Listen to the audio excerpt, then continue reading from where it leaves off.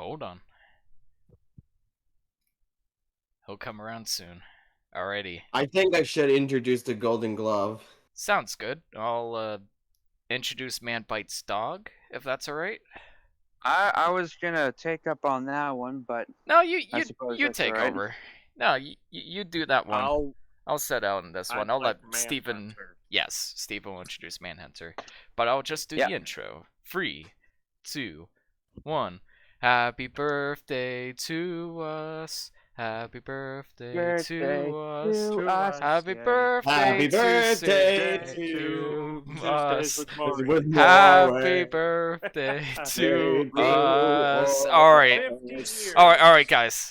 We got to hold 50 off episodes. because Wait a minute. the Happy Birthday Company will copyright strike us if we carry on.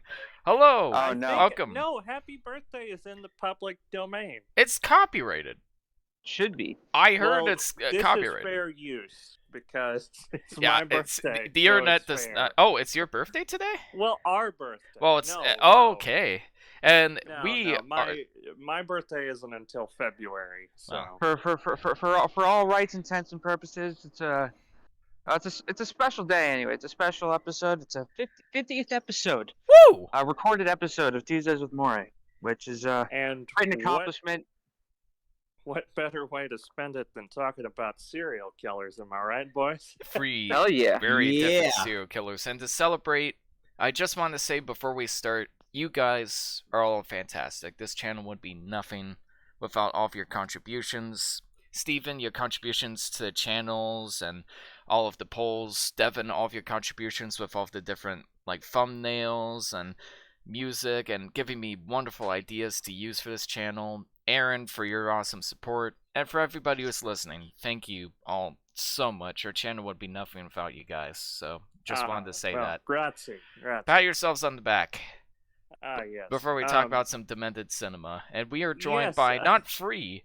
I'm joined by not two, but free people tonight. Isn't that crazy? Why don't you guys introduce yourselves one at a time, starting with Steven.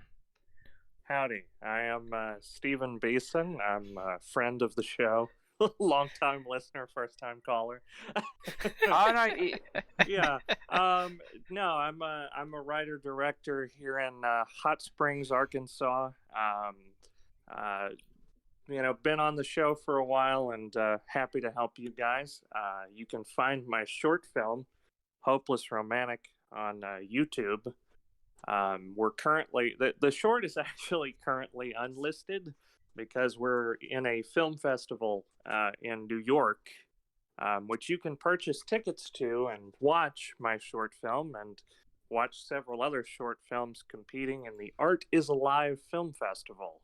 And we will be screening October 29th around 2 in the afternoon, I believe it is. I'm not exactly sure, but you can purchase your tickets now, and more info will be on the Hopeless Romantic short film page. We're also going to be at the Austin After Dark Film Festival, which is in Austin, Texas. So hopefully I'll be able to be there when they do the screening in May. But exciting stuff, and happy to be here. Nice. Yeah, it's cool, man. It's cool to see that film taking the rounds and people taking notice of it. Congratulations, too. Seriously. Yeah. Making film is hard, man. The fact that you actually finished making a film is amazing. For some reason, I must be a masochist because I'm trying to do it again. So. Oh, that's the best kind of boy! masochism. Here I go telling again. That was the that was the original name of this episode when we pitched. It was. Although Aaron. Yeah. Speaking of Aaron, Aaron's been wanting to do Golden Glove for a little while, and it finally made it into this episode. I don't think I introduced myself much on here. My name's Devin. First name Devin, last name King. At Novedmind. I make things sometimes. Sometimes I do films. Most of the time I do this podcast. Although most of the time I sleep, and I enjoy it. I can. But sometimes sometimes the sleeping overlaps in the schedule department in terms of doing this film, which is why I'm still awake. I'm regaining consciousness at this moment in time. and you're hearing I think we had the same problem when we tried to review a Bone Tomahawk. You were still kind of waking up. And I passed out. Wake up. Speaking of copyrighted music, but no, it's all part of the fun. It's all part of the thing, stream of consciousness, rambling. That's where I think that's where some of the best material is at. It's a vibe, as the kids say. Exactly. This totally is a vibe. I wouldn't want to be in this state if I had a psycho killer coming after me. Quest-ce-cest? I don't know why that's a question. That's the name of the episode. Good segue. It's the And it's a good fun. well. But first and foremost, who is this stranger from Nova Scotia join us tonight? Oh, Nova Scotia, don't you know? Oh, eh? Yeah. Oh yeah. Oh yeah. That's a good accent I'm there. Aaron. Okay. I'm Aaron Kramers. I am a writer, director, cinematographer, videographer, visual artist. Jack of all trades. Yes. Jack of all trades, master of none. We got it. Renaissance man. Lover, fighter. Space cowboy, Maurice. Gangster of love. So many things. Thank you for joining us tonight, by the way, Aaron. You're welcome. And thank Thank you you. for suggesting Midnight tonight's Joker. episode. You've been wanting us to cover Golden Glove for some time, which is one of the films. It's certainly one of the films that we are discussing. Likewise, I've wanted to talk about Man Bites a Dog for a minute, and I had wanted to talk about Manhunter. So this was really a group effort on coming up with this episode, and I'm happy that all of us get to talk about it together. Absolutely. oh yeah, Yeah. Speaking of which, first film we're talking about tonight is Michael Mann's Manhunter. Yes, that is very ironic, I know. Spoiler alerts for all 3 films we're talking about tonight, by the way. If you haven't seen them yet, you probably should. Or with some of them, you probably shouldn't. It's entirely up to you and how you view cinema. So, spoiler alert, you Viewer have been warned. discretion advised, probably. Strongly advised, especially for the last 2 films. Oh man. Yes. I would advise discretion with this film. I could recommend these films just to watch and enjoy. Tis the season for Halloween. However, I would not advise using any of these films as an instruction manual. Yeah. We do not advise the act of killing, nor do we advise doing so in the manner in which depicted in these films, because these guys all got caught. So there's probably better advice found elsewhere. There's probably better reasons not to kill than getting caught. I mean, but I understand what you're saying. First of all, they're just not good at it. Even though they succeed to various degrees, they do eventually all get caught. So yeah. So if you're listening, spoiler alert, home, do not murder anyone unless you can do it and get away with it. Precisely. I would listen to Norm Macdonald's 12-minute joke, because he goes into good detail about other ways of going about it. Yes. Sure. May you rest in peace. Manhunter is a 1986 American neo-noir psychological thriller and horror film. It was written and directed by Michael Mann. This is the follow-up film to his debut, Thief. Actually, Yes. I stand corrected. Thief was in 1981. The Keep was 1983, and this was his third feature. So, Manhunter is, of course, the first on-screen adaptation of the Hannibal Lecter novels. Yes, before Anthony Hopkins and Jodie Foster. It stars William Peterson, fresh off of William Friedkin's To Live and Die in L.A. No relationship to Jordan Peterson. In fact, the spelling in No, that's you quite guys. different. You're the weirdo Canadians. Anyways. William Peterson, who plays Will Graham, who is a FBI agent tracking the killer Francis Dollarhide, who they call the Tooth Fairy. Now, Brian Cox also stars as Hannibal Lecter. Some great performances from Stephen Lang, a very young Stephen Lang, and Joan Allen also stars. This film was produced in part by the De Laurentiis Entertainment Group, which was Dino De Laurentiis, who, boy, he made some movies, some very interesting ones. Actually, it was funny. This movie is an adaptation of the Hannibal Lecter novel Red Dragon, but Dino De Laurentiis would not approve the film if it was titled Red Dragon. There was a film that he had produced already that had dragon in the name that was actually directed by Michael Cimino, who did The Deer Hunter, and it was a critical box office failure. So Dino De Laurentiis had no use for the term dragon.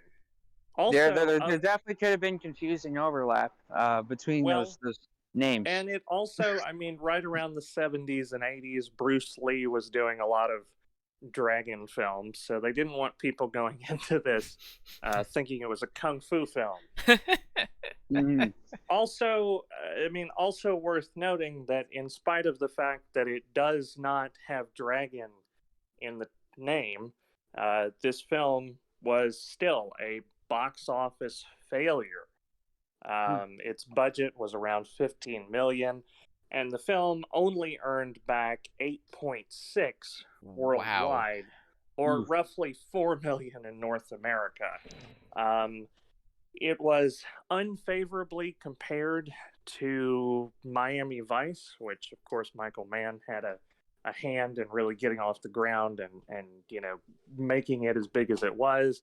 And I think it was just a classic case of you kids aren't ready for that yet. But but yeah, it is a stylish neon noir. It's the kind of film that I have always fallen in love with, that I tried to incorporate elements of into my short film, and I feel like with the exception of The Driver from Walter Hill, Michael Mann is really the grandfather of this genre, because it's you go thief, and that takes you into stuff like Drive and Good Time, and these sort of noir elements, these gritty crime thrillers that are somehow offset by the dark shades of gray and black and white morality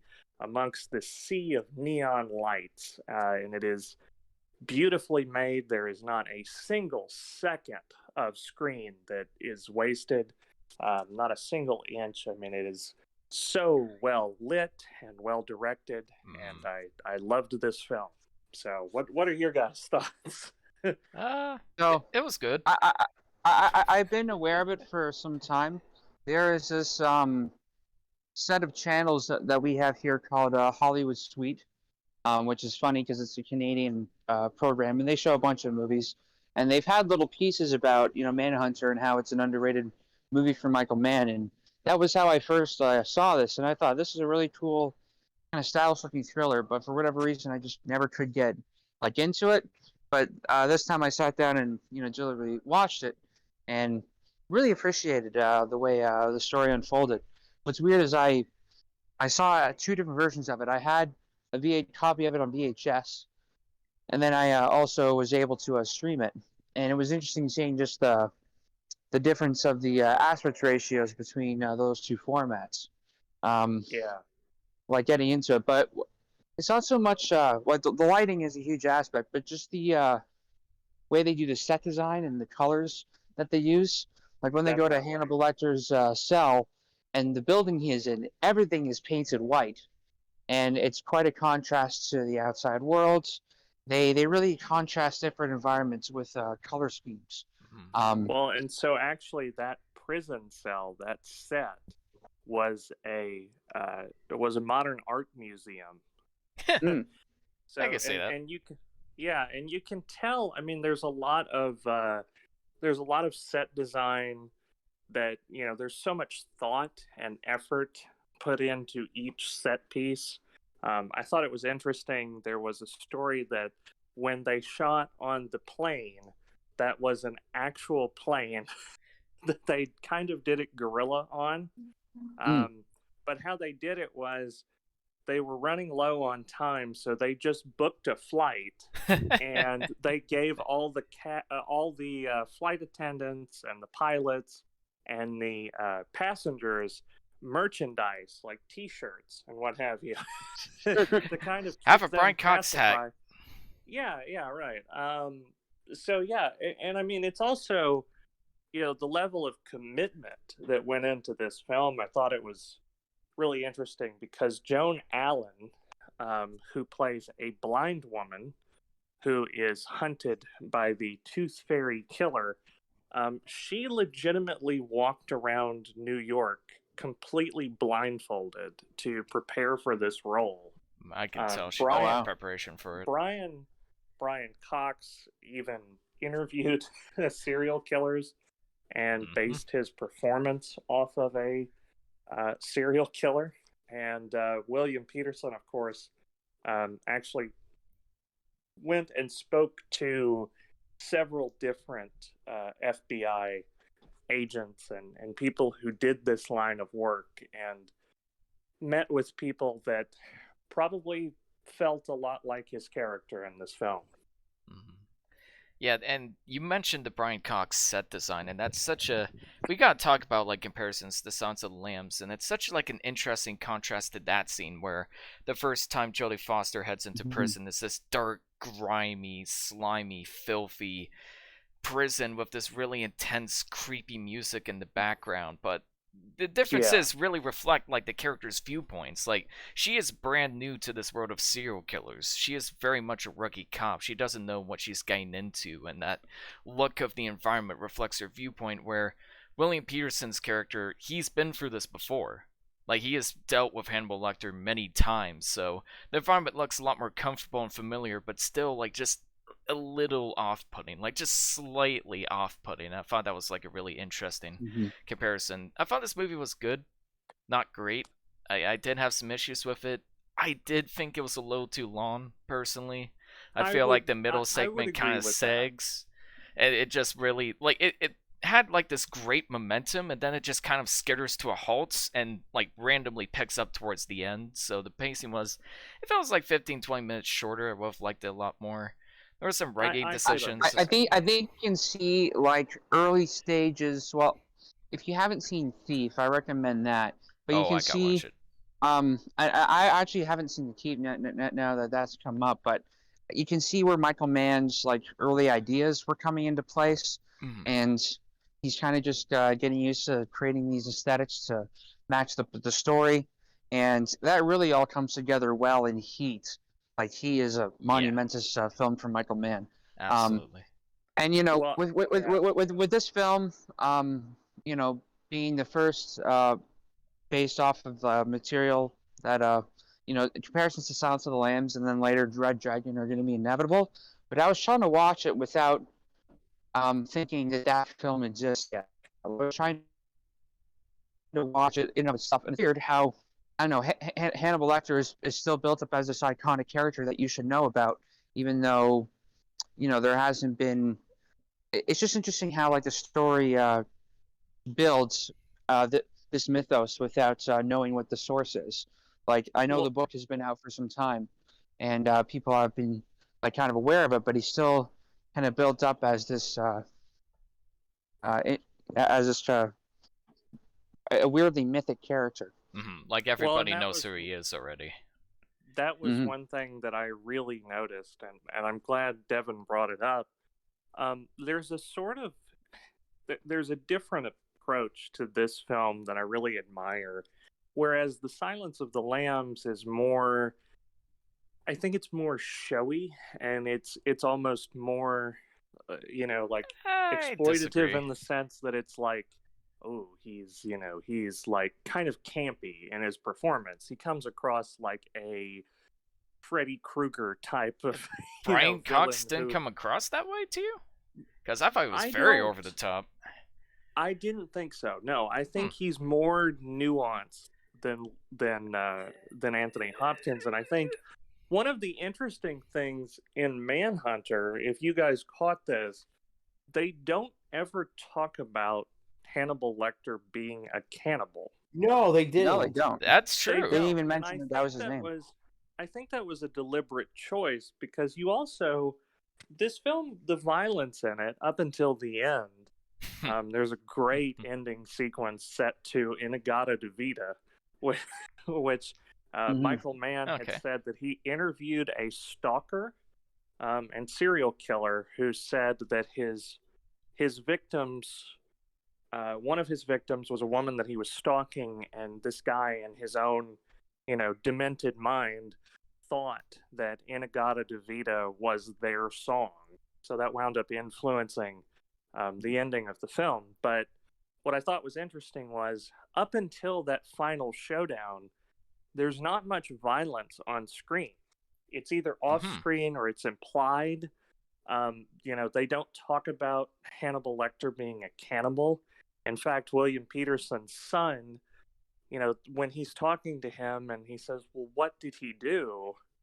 William Petersen says something to the effect of, well, he did some terrible things to some people. And I think that's really what set this film apart for me, is really it's about the psychological effects of William Petersen's character, and like you said, Ian, just going through this before and having been accustomed to this way of life, and it's like this is all like so commonplace from his point of view, and he's been through this, that it's like it's showing is less is more in this film, because it's all about I'd in agree. his headspace. Yeah. It's about the psychological effects. They don't need to show you. And I was looking at the comparison between this film and Red Dragon, the film with Edward Norton. And I was looking at that, and it's like there's this whole scene where, Edward Norton is going through, there's these photographs with like shards of glass stuck in the guy's eyes. And this film, I feel like, is more nuanced. Oh, for sure. For sure. Yeah, and I think it shows a certain maturity and a certain understanding of the work that I actually really appreciated. Yeah, William Petersen's character is like the best part of this movie. At first, I'll admit I made a lot of CSI jokes because that's all I could think about for a while. Yeah. But he is really excellent in this movie.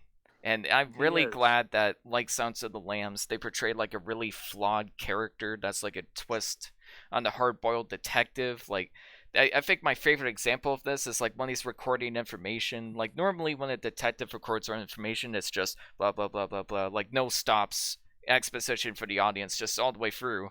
But he gives that, and then he has to like stop and like take a breath and like look out the window and motivate himself to keep going. And that's just such little great character moments like that to help us really connect with the character in a very special way. That's especially at the time, like that would have been like such a refreshing take on the character, and maybe that's why people didn't like it so much. Is like I want to see a badass detective, not like a flawed character, but because like every other 80s detective movie or detective show, like especially in the 80s, we're going for like that hard-ass badass vibe to their characters, like ultimately charismatic, and this guy's like more laid back and quiet compared to those characters. Yeah, it's funny you say that, because William Petersen wasn't the first choice.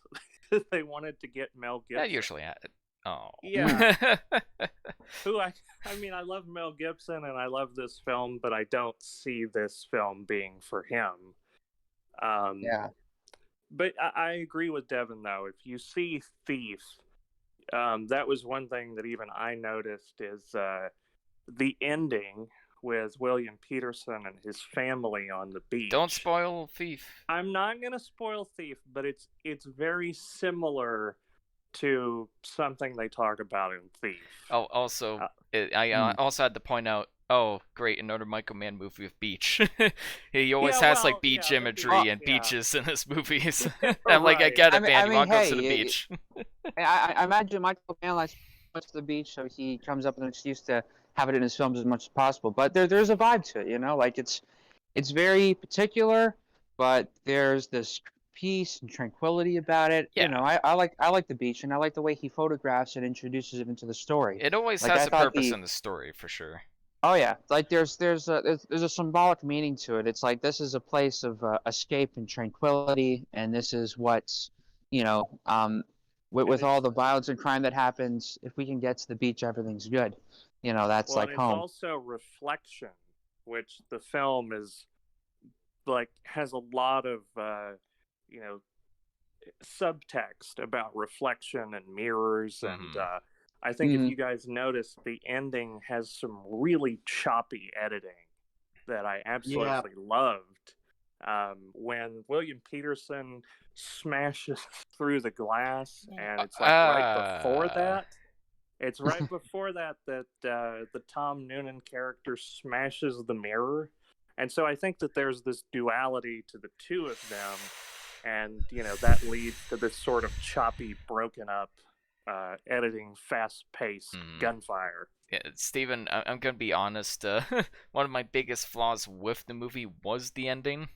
Or at least, like, the final climax. Like, the whole time I was just thinking, man, Michael Mann got way better at choreographing action scenes, because the scene where he jumped out the window, I was laughing, like, cackling on the floor, because of, like, this guy's supposed to be smart. He has a gun. What's his first thought?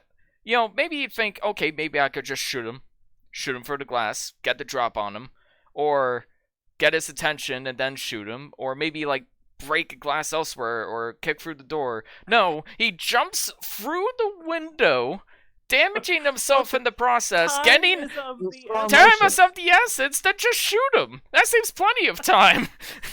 You take like an extra 10 seconds to crash through the window. Cool. Yeah, exactly. Like, that was so... I hate it when smart characters that are built up to be like really... It's not a nitpick. The whole ending was laughable. Like, the choreography was really bad. The drawing editing was not something I liked. I thought it was just bad. Like, he just had this... It reeked of, we don't have much time or money left to shoot this. We gotta wrap this up really fast. Well, you know what? The editing serves a narrative purpose. It does in other scenes. The choppy editing definitely serves a purpose in that final battle, because it's all about the personalities and the duality and the splitting and fracturing, and finally towards the end his life becomes whole. Devin, we have our Black Christmas situation. You know what? I can appreciate when something that wasn't executed as well as it could have been, or something that they salvaged or did their best with, could be read symbolically into the work. I like it when a filmmaker can take a mistake in production and turn it into, or at least can be read as something that works ultimately. Like, it's fitting that.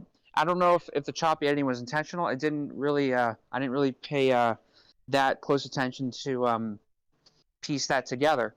But one deliberate sequence toward the middle that I thought was very intentional, and I thought was really elevating. So William Peterson, his character, he's coming out of retirement, or at least coming back into investigating and telling himself not to get too deeply involved. Yeah. Because he... as he was describing to his son, that he had to kind of go into the killer's headspace to try to backtrack and figure out what they did.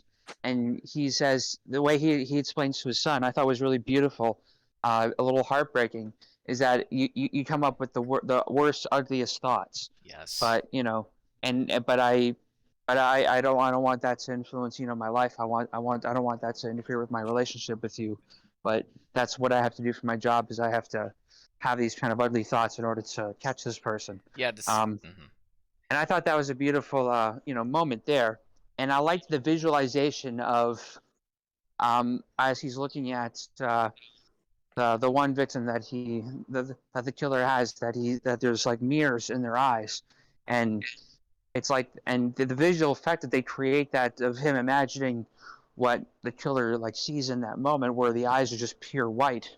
I thought that was a really interesting dream-like. I'm wondering how they pulled that off. The deliberate. I'm not sure exactly. Guess Like it all there's an had to be optical practical. effect. Well, it would have been done, optically. Like they would have. They might have even just like cut out the eyes, like physically on the film, and then just shown the light through that. That would have I'm been not tough. sure. I'm not sure exactly, but I thought that was really interesting deliberate effect. I want to look into exactly how they did that. And it's funny as he's having that dream. I'm thinking about it. I think is when he's on that airplane and his files are open and the girl's next to him and she sees the the case files. You don't want to fall asleep on a plane. Yes. And let a kid see those things. And that was a great detail to the flawed character as well. It's like, oh crap, like that's a mistake like just about anybody can make. And it's like, I love films that make characters relatable without trying too hard. And this film struck the balance perfectly. I like the use of the dream sequences and how what this person dreams and what he dreams, how they both kind of direct them in their lives. And that's something that I think Michael Mann, it kind of comes to head a little bit in Heat, I guess, where these two people have their own aspirations in life, and what they dream about is what kind of guides them toward this moment in time. There's something poignant about that. And I think you could see kind of the early stages of that idea in this film. There was another moment that just came to my mind, and this might feed into your criticism a little bit, Ian. Mm-hmm. But it's like at one point they're planning this ambush because I think they might run into the Tooth Fairy, and you see this person running up in slow motion, and he starts running up toward him, and it's just this random black person who's just out for a night jog, and this whole ambush of like police go around him, and it was I almost thought it was Denzel Washington for a second. Like that's how he looked when he covered. But there was a line that he said like, "How come you're running up in slow motion? That guy was trying to mug you." Well, I wrote that in my notes. It's like, is he self-aware? It's almost like a self-aware commentary of how much he's using slow motion in these sequences, and what kind of aesthetic effect that has. That was so weird. It's like a throwaway line, but I just thought it was a little meta, and so I wrote that down. That was very meta. Yeah. Aaron, you've been pretty quiet so far. Yeah. Do you have any thoughts on Manhunter that you'd like to share? Just one moment. First off, I really liked Manhunter. I thought it was a pleasant surprise. It was well paced. I liked how they didn't go into details about Hannibal as a cannibal. I liked that they didn't go to the backstory of Francis Dollarhide. Love the performances of William Peterson, Brian Cox, and Tom Noonan. Slick cinematography, which I can appreciate. A captivating story, much better told than in Red Dragon. If you ask me, I thought Red Dragon was a little too over the top and more goofy, in my opinion. Like, especially of its time. And the Hannibal version, there's gonna be some bias there, but I do like the aesthetic of Hannibal, the TV show. Yeah, absolutely. Yeah, the Hannibal TV show is great companion piece to this movie, by the way, because it's all about like what Hannibal was doing when he was younger, but also where I'm trying to get the name of William Peterson in this movie. I'm terrible with names. Will Graham. Yeah, Will Graham's son is actually the main character in Hannibal. So like the show is a wonderful companion piece because the son and Hannibal kind of butt heads and kind of have this weird connection with each other, and that's kind of the heart of the show. So fantastic companion piece to this movie, by the way. Strongly recommend it. And yeah, it really comes full circle, I guess.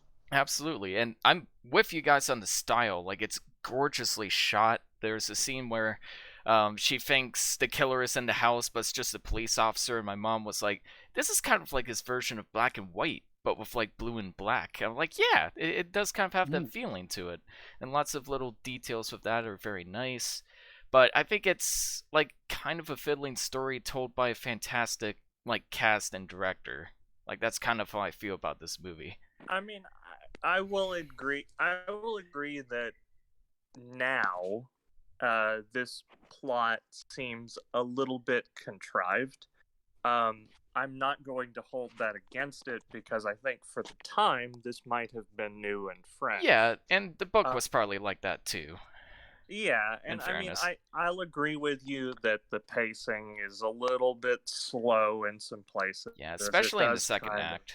I find Well, like it as does soon kinda- as he yeah. runs into the blind character, like the film just really like comes to a halt for me. Like I could not stress Well, enough in like how some much of it those, lost my interest at that some point. of those scenes with the blind woman, I actually did enjoy those scenes. There's one in particular with he takes her to visit a tiger. It's a real tiger, by the way. Which is This is a real tiger, and the yeah. whole time I was thinking, please don't tell me they drugged the tiger for this pointless scene. It's practical. Yeah, It's but my more- mom's like, yeah, that tiger is 100% drugged. Like, look at its size. At first, I thought it was like an animatronic, but no, that's a real tiger. They drugged to put into a pointless scene that could have been cut. I don't know how to feel about but that. it shows that commitment to like, and you don't see this enough today. Yeah, where it's that's like true. we need a scene with a tiger. Let's go get a tiger. You know, I was actually complaining about this in the chat the other day. That like if you look at the original Candyman film, it's like they used real bees. Yeah, like, that's true. Tony Todd was stung 20 times in the mouth, and he got paid $1,000 per sting. Yeah, Because that was the level of commitment and passion that they had to telling a story and to making sure that this was the best, most true to life version of that story. And I watched the reboot last couple of nights ago, and it was like CGI bees. Yep. I'm what like, a what surprise. the fuck? No animal cruelty or cruelty to actors here. Gotta play it safe.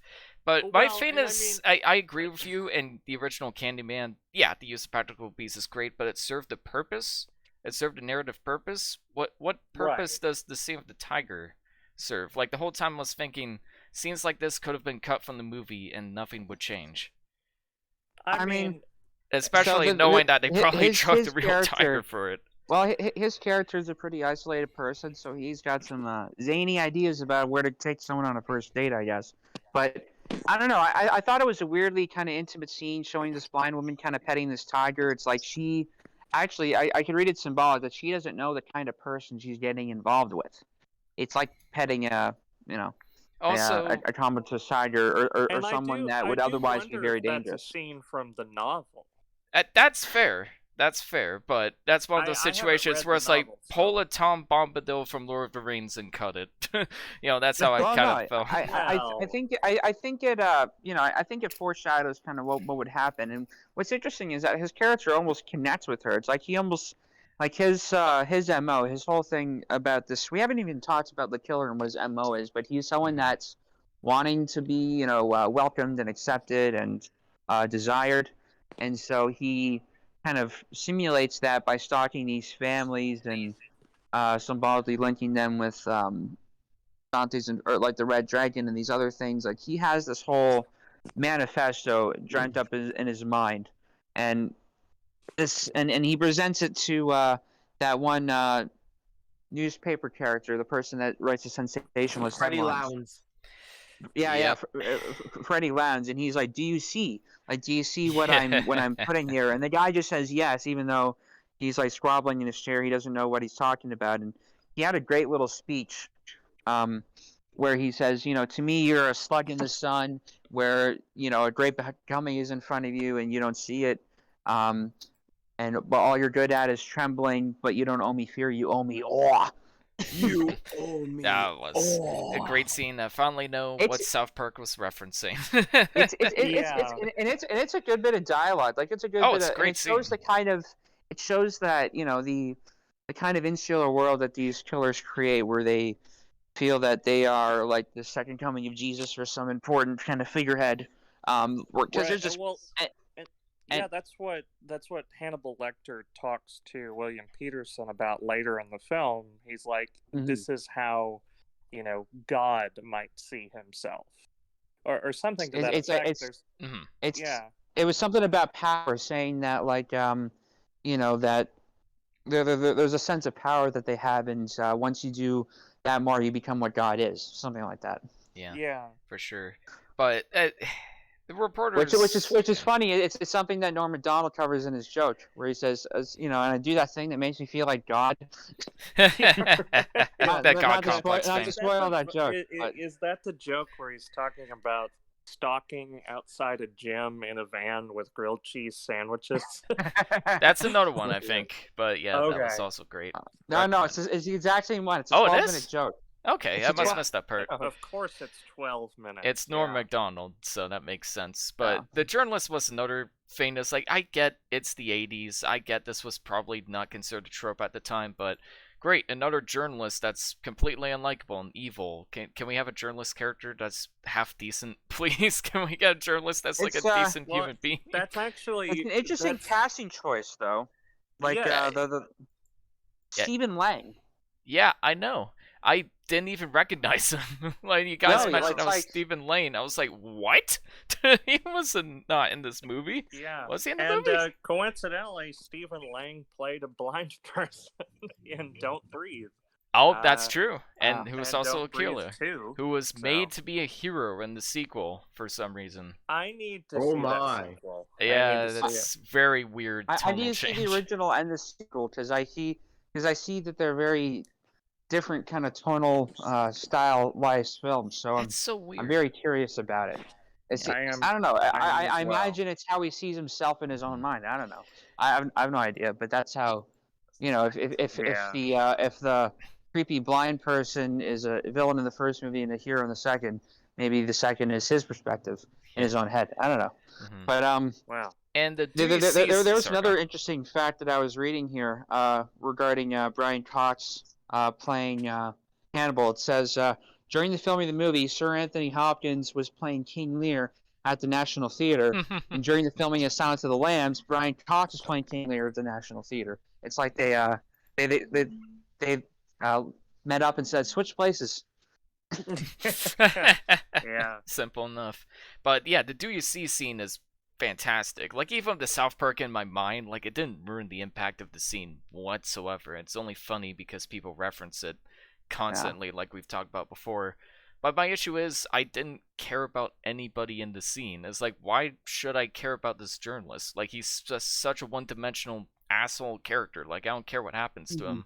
I kind of felt that way about a lot of characters that wasn't like the main protagonist and the serial killer. Like, there's a guy that shows up randomly who's like, are you sure about doing this, Graham? Like, it could give you a relapse. I'm just looking out for you, buddy. I'm like, who the fuck is this guy? Like, and then it cuts to the next scene. I'm like, no, seriously, who the fuck was this guy? And I felt that way about a lot of characters. It's like, you develop relationships with these characters, but I'm not feeling it in the movie. Like, I don't know who any of these people are. It's making it hard to care about the circumstances. Which, that was something I thought Silence of the Lambs personally handled a lot better. Was like a more interesting cast of side characters where there was a much better establishment of the relationships with each other. Like, she has a friend who shows up for like 2 scenes, but in those 2 scenes, there's a great chemistry between the characters. Like, you feel like they're actual friends. You feel like they've known each other for a long time, where I don't get that same feeling with a lot of the side characters in this. The wife especially she's not a good actress. I'm sorry, she is not a good actress, and she has no chemistry with the protagonist at all. And I was just thinking, I could not care less if either of them got killed right now. When I say I don't care if a child gets killed in a movie, you probably done fucked up a little bit. Or you're fucked up to begin with. I don't know. I think you're fucked in the head. I think you're wrong. Yeah. Moving on. Please. Since we're talking about how you think Kim Greist from Brazil. She's a much better actress in that movie. She had much more to work with. Anyway, moving on. How shall we rate this, boys? Hey, good segue. Why don't you guys start? Well, I think I'll just start off strong and say that I think it's an often overlooked and underappreciated gem. I think it certainly has its flaws, and it might be a little bit dated, but it maintains, this very like nostalgic, sense of self. It has a great identity. I loved the lighting and all of these practical effects. And I thought it was well made, well crafted, and it's something that I could see myself revisiting. And of course, all the other stuff that I said about it. So I'm going to give this a 9.5. Nice. I think this is kind of fiddling story that's admittedly carried by an amazing crew of camera cinematographers. The music is great. The main performance is great. Cast is pretty good, and it kind of makes me wonder if that's why Red Dragon is so bad, because it was a fiddling story carried by a not so great cast and a crew that didn't exactly know what they were doing, and it just shows how much like an artist's input can make a huge difference on how a film turns out. So I'm kind of tossed between a 7 and a 7.5 with this one, so I'm gonna go 7.3 out of 10. Feel pretty comfortable with that. I think it's good, not great. I missed Steven's rating. I had an internet It's a connection 9.5. Ooh. I'm a split right in the middle. I think it was course. a great out of 10. I think it's a solid. I always split the difference. Yeah. There you go. Yeah, but no, I think it was a solid movie, underrated, maybe a little dated, but very stylish. I think it rewards when you watch it closely, beginning to end, instead of on TV like I had been prior to this. But when you watch it and you pay attention to the little things really elevate it in a subtle way that you don't expect. I love the subtle use of effects, and the cinematography is solid. And I like its its way of going about depicting this thing. It is like it does have this kind of criminal investigation methodology behind the presentation of evidence and the way the film unfolds, and I really appreciated that. I like there was this bit of dialogue that I thought was really evocative of the whole thing, but it just shot out of my mind. But I think it was a really solid film, and I enjoyed it a lot. Great, And, mate. Yeah. Awesome. Great. Mate. What about you, Aaron? What would you give Manhunter out of 10? Well, it surprised me. I'm gonna go with a 9. It's lower than Steven's, but it's still a high rating. Nice. There you go. I would like to say one thing before we moved on. I actually forgot to bring this up, but Dino De Laurentiis, who produced this film, David Lynch was under contract with Dino De Laurentiis during the production of this film, and that meant that David Lynch was actually he was offered the part of directing this film. Because Really? David Lynch was under contract for Dune. Wow. So David Lynch rejected the role of director because he found the story to be too violent and completely degenerate. Okay, Mr. Wow. Blue Velvet. Blue Velvet and Lost Highway. Blue Velvet around the time. It's funny because the guy's apartment, the Tooth Fairy's apartment is very Art Deco, and it reminded me vaguely of Blue Velvet. And I'm like, man, I was thinking, man, how fucked up would it be if David Lynch directed this? Yeah, that's funny. Well, you almost got that. You're in the wrong timeline. Wow. And there's another timeline where he directed Return of the Jedi. Oh yeah, man, I want to live in that one. Yeah, that would be in better our film, timeline, probably. he got a searing headache once he mentioned Wookiees. Yeah. he probably cut out the Ewoks. Try that again, but or good. Yeah. He just did that with Carrie Fisher because may she rest in peace. She was a cool actress. She did not have much to work with for Return of the Jedi, but we have another film to talk about. Cinema. Man Fights Dog. Yeah. Return of the Man. Please introduce this one, Devin. Spoilers. Okay. Well, you can help me out here a little bit because I have some inconsistent notes on this. But Fair enough. Man Bites Dog is a film that I've been very interested to talk about. Just from the premise alone, it intrigued me many a year ago. It's basically a student film mockumentary following around a serial killer, and you can get what the satirical angle of this film is is already. It's a pitch black mockumentary comedy, and it was actually a movie made by 3 film students who are the not only the filmmakers behind the film but the stars in the film. Let's see if I get these names right. It was Benoit, Remy, and I think Andre was the third guy. Yeah. Holy crap, you nailed it. Wow, Hey. incredible. That's much better than me. So these 3 film students in Belgium had this really fun, fucked up idea for a film where they follow around the antics of a serial killer. And the first scene opens up with Benoit, who plays a serial killer, describing the weight ratio in which you ballast bodies when you're disposing of them.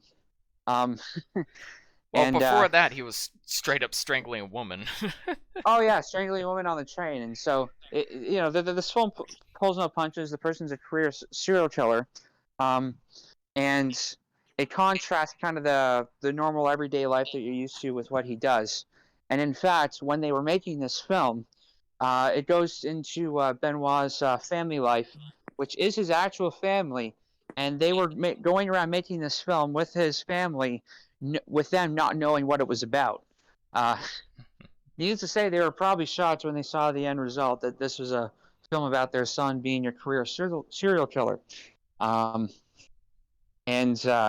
Man, I don't even know where to start with this. This was a wild ride of a film. Yeah. What did you guys think of it? Well, yeah, go ahead, Aaron. Yeah. I would say that it's a really dark movie. Slightly. I did like. Okay. Benoit is a charismatic lead. I'll give you that much. He's a very charismatic lead, and that's done deliberately to a fault.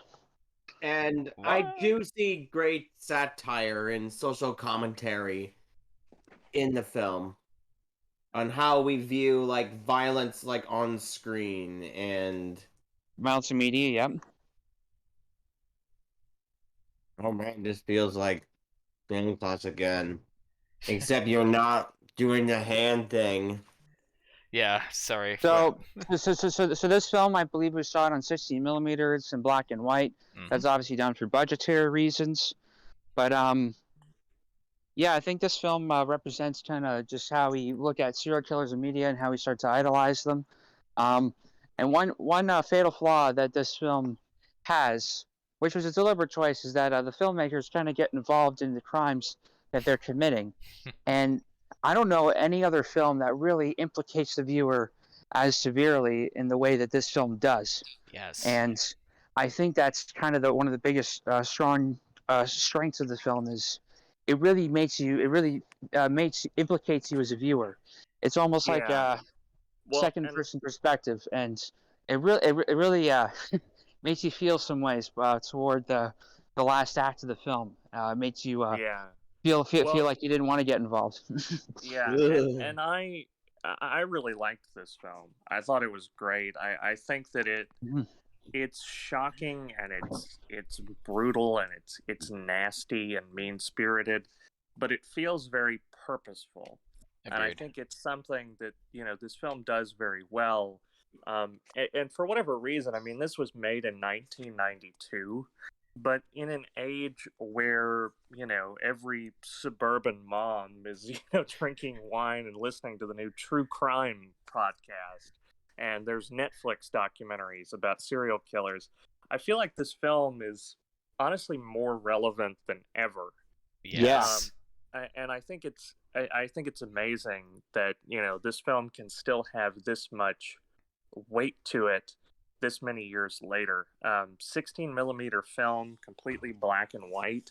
I thought it was interesting, all of the meta commentary and running gags that they even talk about, like, oh, we're running out of film. Yeah, we're constantly running out of money. Could you help support the film a little bit? And I think it's like we're on a shoestring budget. He starts to get investing in them, which gives him leverage over them to make them get involved in helping him with his crimes, which is where things really take a downward spiral. Yeah, and I think what was really interesting is it starts off that they're just very sort of nonchalant and Fly on the very wall. sort of like they're definitely enabling what he's doing, but it's not to the point that they're not helping him at first. At They're first. almost yeah, and I Yeah. think that was kind of interesting because like when it begins, it starts off more as a traditional dark comedy. I felt bad, but I did laugh when he gave the old woman a heart attack. Yeah. Oh God, that Yeah. scene. It's I that's was a actually scene shocked. where but I start laughing out of shock, but and then I you just get those gut feelings of this is fucked up. Yeah, but I think it was more straightforward, like played for laughs, whereas then it becomes like, and I thought it was interesting when he's like, could you zoom in for me? And so that's one thing. And then they drag, like, the guy commits a hate crime. Like, Oh, it's a very brutal, racist murder that they just completely disrobe this guy. Yeah, and then he's like, no, I don't want to touch this guy. I don't want to get AIDS. Can you do it? And the guy has to drag the body. Like, it's yeah. I'm sorry. And Like, I'm laughing because I'm in shock. so like this. So he goes to this construction site. There's he's talking about this older woman Jenny that he might be involved with in some way. How she had to move out of her apartment because they're building these new projects. So he goes to the construction site. He shoots the night watchman who's black, and he says, they're hiring black people to do this job, and so that they wouldn't be seen at night. What a dirty trick! It's like they're getting away with murder, and it's just like holy shit! Like the turn in the commentary and how racist he becomes, yet still has this air of sophistication and charisma while talking about it is very deeply racist and very deeply misogynistic. I also get the impression he's very nostalgic, like for the way things used to be. Like he's obsessed with old people. He's literally dating an old lady, and he has this hatred towards like gentrification. Like, oh, they're tearing down all of these great old buildings for these red bricks. Like red is such a disgusting color. It reminds me of murder, and he's clearly just in this shell where he just wants things the way they used to be, and this is kind of a sick way of bringing that kind of justice back to society, but he has no idea what he's getting into. And there's so many great dialogue. And in between all these killings, he goes on these rants about architecture, and he has these very sophisticated opinions about various things. And he's talking about how he killed 2 Arabs and put them in this concrete wall, facing Mecca, of course, because I guess he respects the Arabic culture for some reason. Yeah, I kind of laughed at that, admittedly. I think what's funny is as the film progresses, and where this film for me really took on another meaning, is when the film crew breaks into the couple's home and participates in this brutal, violent sexual assault that they never even like pull back from. They never address it later either, which just makes it so much creepier. They do show the aftermath. They show the aftermath, but like they don't mention it later in the documentary, which just makes it so much more disturbing. Because you can tell it affected the characters too. Yeah, it's just like that's one heavy night of drinking out with the boys. You know, crazy shit can happen. You never know. Jesus. Well, and that's Jesus, man. Wow, that's how they play it off. Yeah, yeah. So and perfectly that makes executed. it so much more disturbing. And I think that's something that the film does really well, like you mentioned, Stephen. Like it starts off really funny, like haha, like look at this asshole like bothering the other guys and going like, oh, poor people are really smelly and poor. Yeah, young people are really smelly and poor, but old people are rich. Like he doesn't know what he's talking about. But then he's like breaking into people's homes and killing children, and you're just like, all right, man, this isn't funny anymore. Like this is getting and that's the first time that the crew gets involved. Is that he kills this this family, and he runs after this child, and he's describing how this isn't one of his strong suits, so he asks for help, and it's just like the subtle way or not so subtle way that they implicates the viewer and gets these people involved, and it's horrific. I think it's also worth noting when we talk about films that feature graphic assault like that, have any of you gentlemen seen Gaspar Noé's Irreversible? Yes. Yeah. I have Yes. not yet, but Okay. I feel like there's something there, and also I've heard things about funny games, how it implicates the viewer and the audience's. Well, it was interesting because Irreversible, I saw Gaspar Noé interviewed about that film, and I don't feel like this is a spoiler, but there is a pretty graphic sexual assault scene that plays out in Irreversible. And I saw Gaspar Noé interviewed. And for those of you who don't know, Gaspar Noé, he has sort of an edgy personality. I think he really enjoys getting a rise out of people and shocking and, just causing lots of controversy. I think there's a part of him that when he makes films, he enjoys torturing his audience like a Lars von Trier. But they were interviewing him about this sequence that is almost 20 minutes long of just this brutal assault on Monica Bellucci's character. And Gaspar Noé has been known to do a lot of first-person perspective, particularly in Enter the Void. But he said in an interview that he would have never shot the scene in Irreversible from a first-person perspective because that would put you in the shoes of the rapist. Whereas, Irreversible, he was trying to put you as a voyeur to what is happening and to feel empathy for the victim.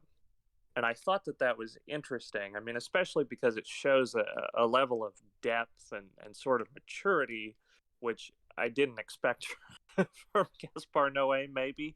But it's something that I think this film, it doesn't exactly do it first person, but there's even less distance between us and what's transpiring on screen. And I think that takes a lot of guts to really go that far when you have someone like, Gaspar Noé even saying that's really, heavy, Exactly. I thought that was interesting. It makes it more I visceral. sort of, yeah, it is definitely visceral, and I admire the filmmakers' dedication to what they were doing. Yeah. I think it's very purposeful, and that was something that I admired. Yeah. That it's making a statement. It's like Martyrs or maybe Green Room, where it's like there is this shocking level of depravity, but it feels like it has its own intention. Yeah. I appreciate the gusto for which they go about the intense themes, but I think they showed just enough, like, for it to feel brutal, but not to feel overindulgent in any way or shape or form. Yeah. And that's another thing, the presentation of this film. They absolutely nailed, like, the guerrilla, low-budget documentary filmmaking style. That's probably because that's exactly how they were doing it on the exactly budget. Like, it's a very meta film, and man, this is not something that any academic institution would allow the production of today. No, and I'm glad like they. I'm also glad it doesn't try too hard to feel like it's low budget. The joke about Cloverfield where they're always shaking the camera, but it doesn't feel like a natural shake. It feels like the guy behind the camera is just purposely shaking it.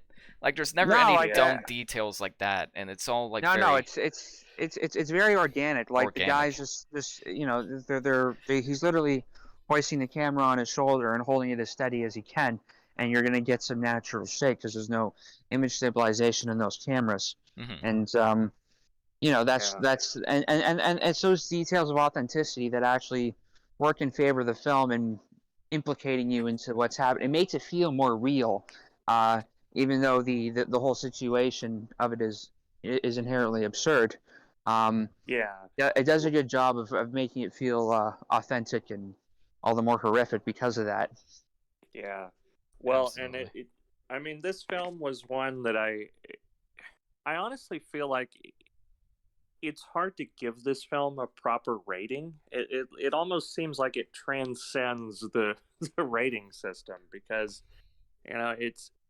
it's such a challenging piece, and I kind of struggled to come up with a good review for this, because I think it's one that might deserve some rewatch there, just to really kind of wrap your head around it. Yeah, knowing it's what it's very about in when your you go face. into it too would also make it a lot better. Yeah. It's difficult to watch. Like, I had to get up and take some breaks from it, I think. I had to skip through yeah. certain scenes because I was watching it with my mom. Oh, wow. Oh, I'm God. so sorry, Mom, Well, if you're listening to this. So Did- I'll did- watch did- it again did- by did- myself. Did you go back and rewatch those scenes that you skipped, though? Yes, I that's did. my I question. looked them up. I looked Okay. those clips up on YouTube later, so I did Well, watch the whole movie this properly. film is NC-17 For a here good in reason. America, Yeah. which is And very it's been rare. it's been outright banned in some countries, also. Yeah. I could see that for sure. Where full disclosure, we found it on YouTube. Someone had Yes. uploaded. I'm not ratting them out, but and what's funny is that the film someone had allowed to go on YouTube, but then the film reviewer, we looked at like reviews talking about the film just to wrap our thoughts around. It says, YouTube will probably never let me show these clips. I'm like, Yeah. Well, But it's all on YouTube. it's funny you mentioned that.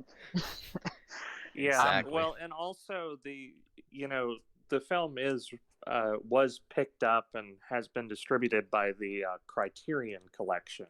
So definitely give them some of your money if you want a special edition. Yeah, I'm DVD definitely or looking Blu-ray. for the Blu-ray for this Oh, one yeah. because Yeah.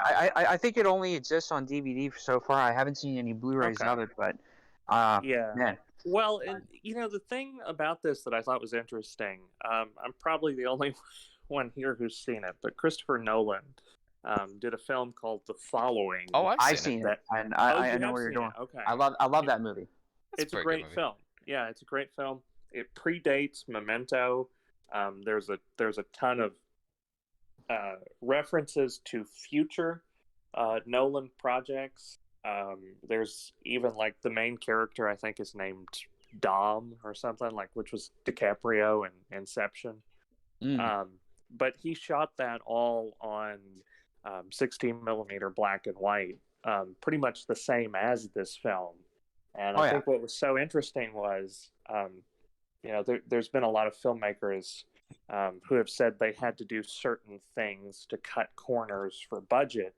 And Nolan said that with, The Following, he would never do a short, independent, or otherwise student film with firearms, because he thought they were too expensive, or, they couldn't be done properly on such a low budget. To make them look real. Meanwhile, these guys absolutely in nailed Belgium, it. these absolute mad lads, And I was actually wondering how they pulled off all of these practical effects. I think it's possible that they put firecrackers inside the barrel of the gun. Yeah, that's what I thought. Or a cigarette to like make it smoke out of the gun. That's a low budget method I've heard about before. Very well done. Yeah, they do a great Especially job on of like budget. hiding a lot of the stuff too. I noticed like when one of the crew members was shot. Spoiler alert. That scene was like fucked up, but also kind of hilarious to me. Like the film strikes that balance perfectly. But anyways, like he's kind of in like this dark, grungy environment, and he's kind of like kept in the shadows, like just out of view.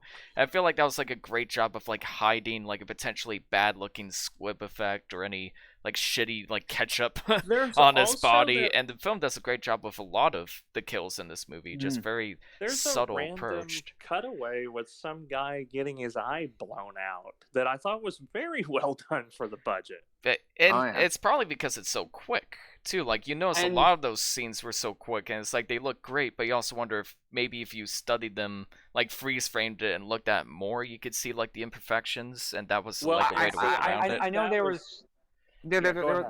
was one scene where it was Benoit's birthday. He just got home after I guess getting injured playing boxing. And there's a friend of theirs who's this bald guy who sings him happy birthday, and they get him a holster for his gun, and he starts testing it out, like whipping the gun out and seeing how quick he can draw, and he accidentally shoots the guy across the table. But the way that they did this is that you don't see the person get shot, what you do is that it's all in one take, and the cameraman basically is looking at one of the table. It pans over at Benoit, who's doing the gun, and while he's doing that, I imagine that the person was getting into position.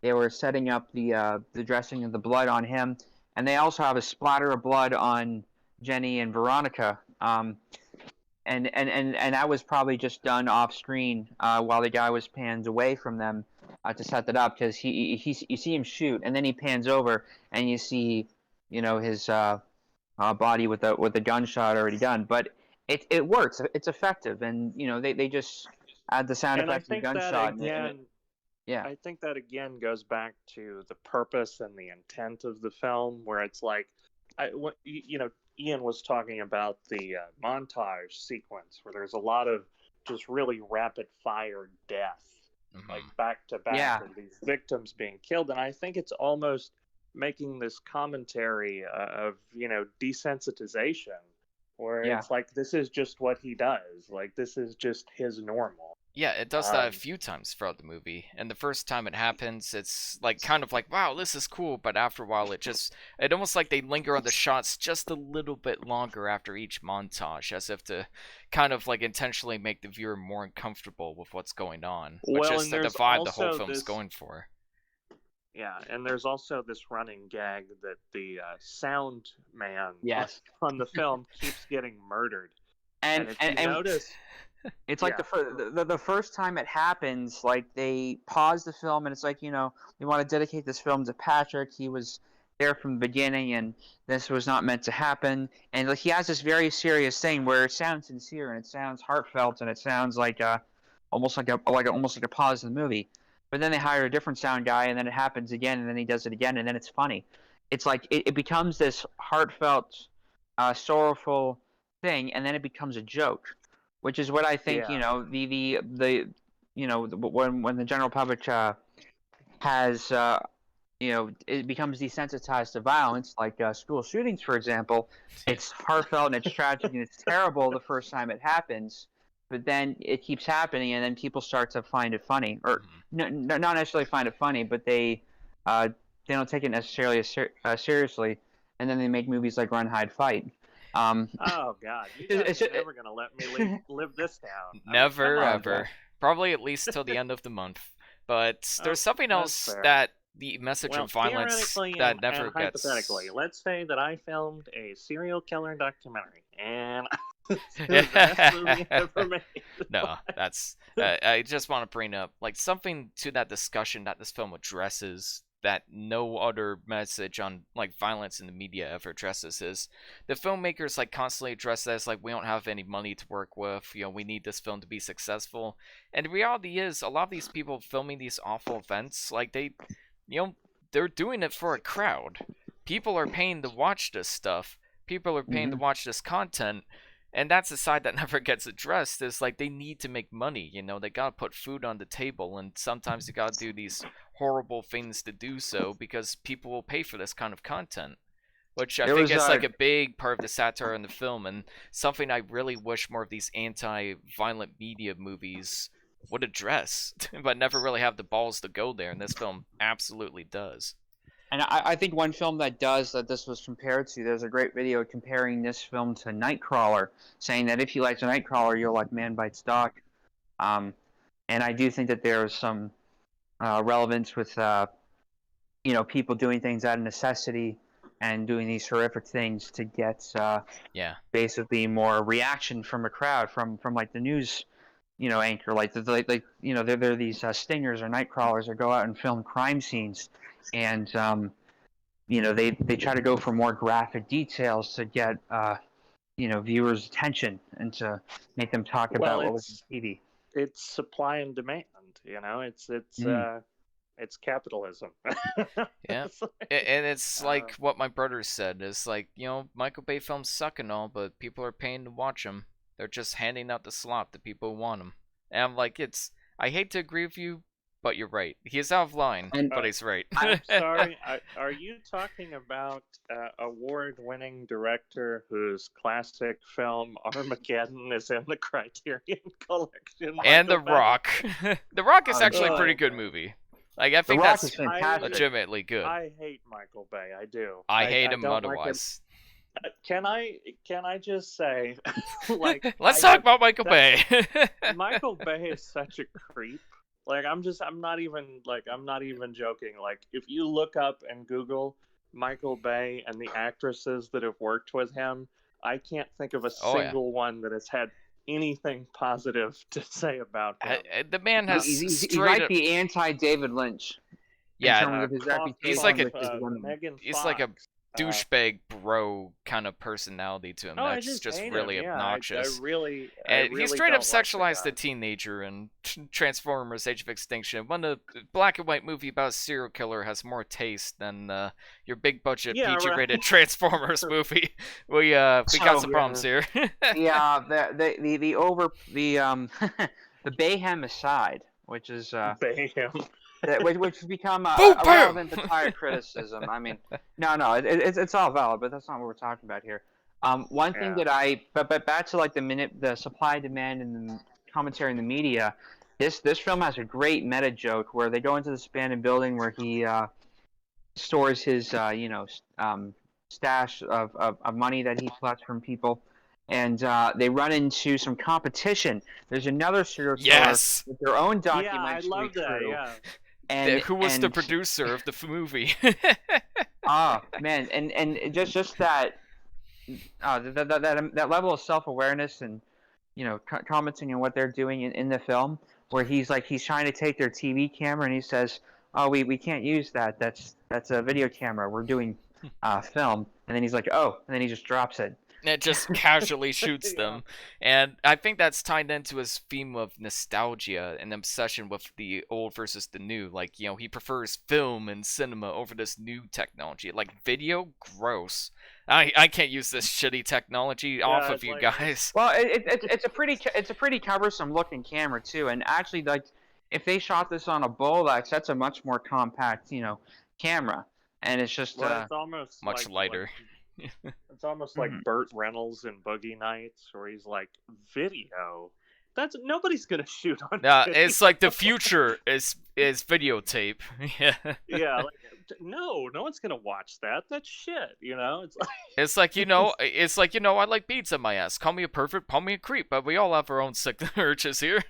Lollipops in my ass. Yeah. We gotta talk about Boogie Nights at some point, but let's Can I mention something here? Please do, Aaron. Yeah. Carry on. Anytime you want to introduce something. What about it?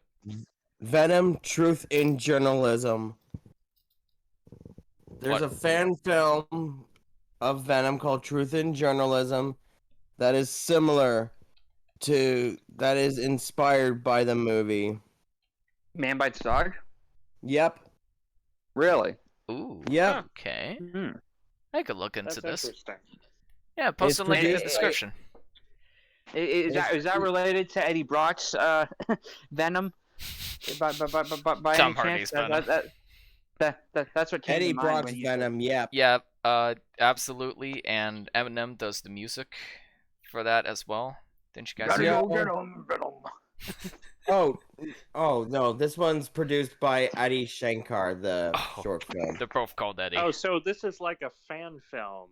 Yeah. Yes. Combines the Spider-Man character Venom with Man Bites Dog.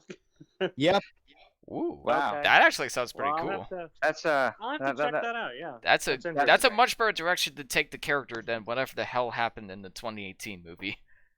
I'll give him that much. Oh, yes, and apparently Adi Shankar also produced a fan-made James Bond movie where Sean Connery's Bond is old and he's now a hitman.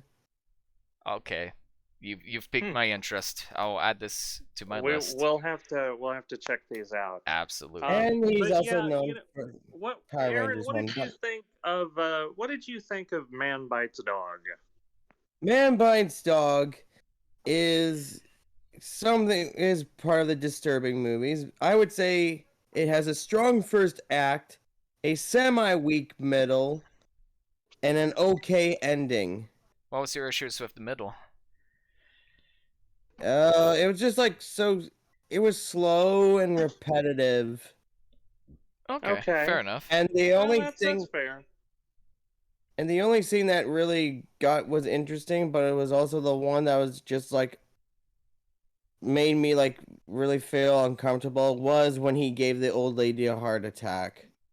Yeah, that was actually pretty like heartbreaking. It was Shocking and cruel, hilarious at the same time. But Like it I- strikes know, that it's balance. That was one of the parts that I laughed at. I mean, and I felt terrible about it, but I could at least see the dark comedy in it.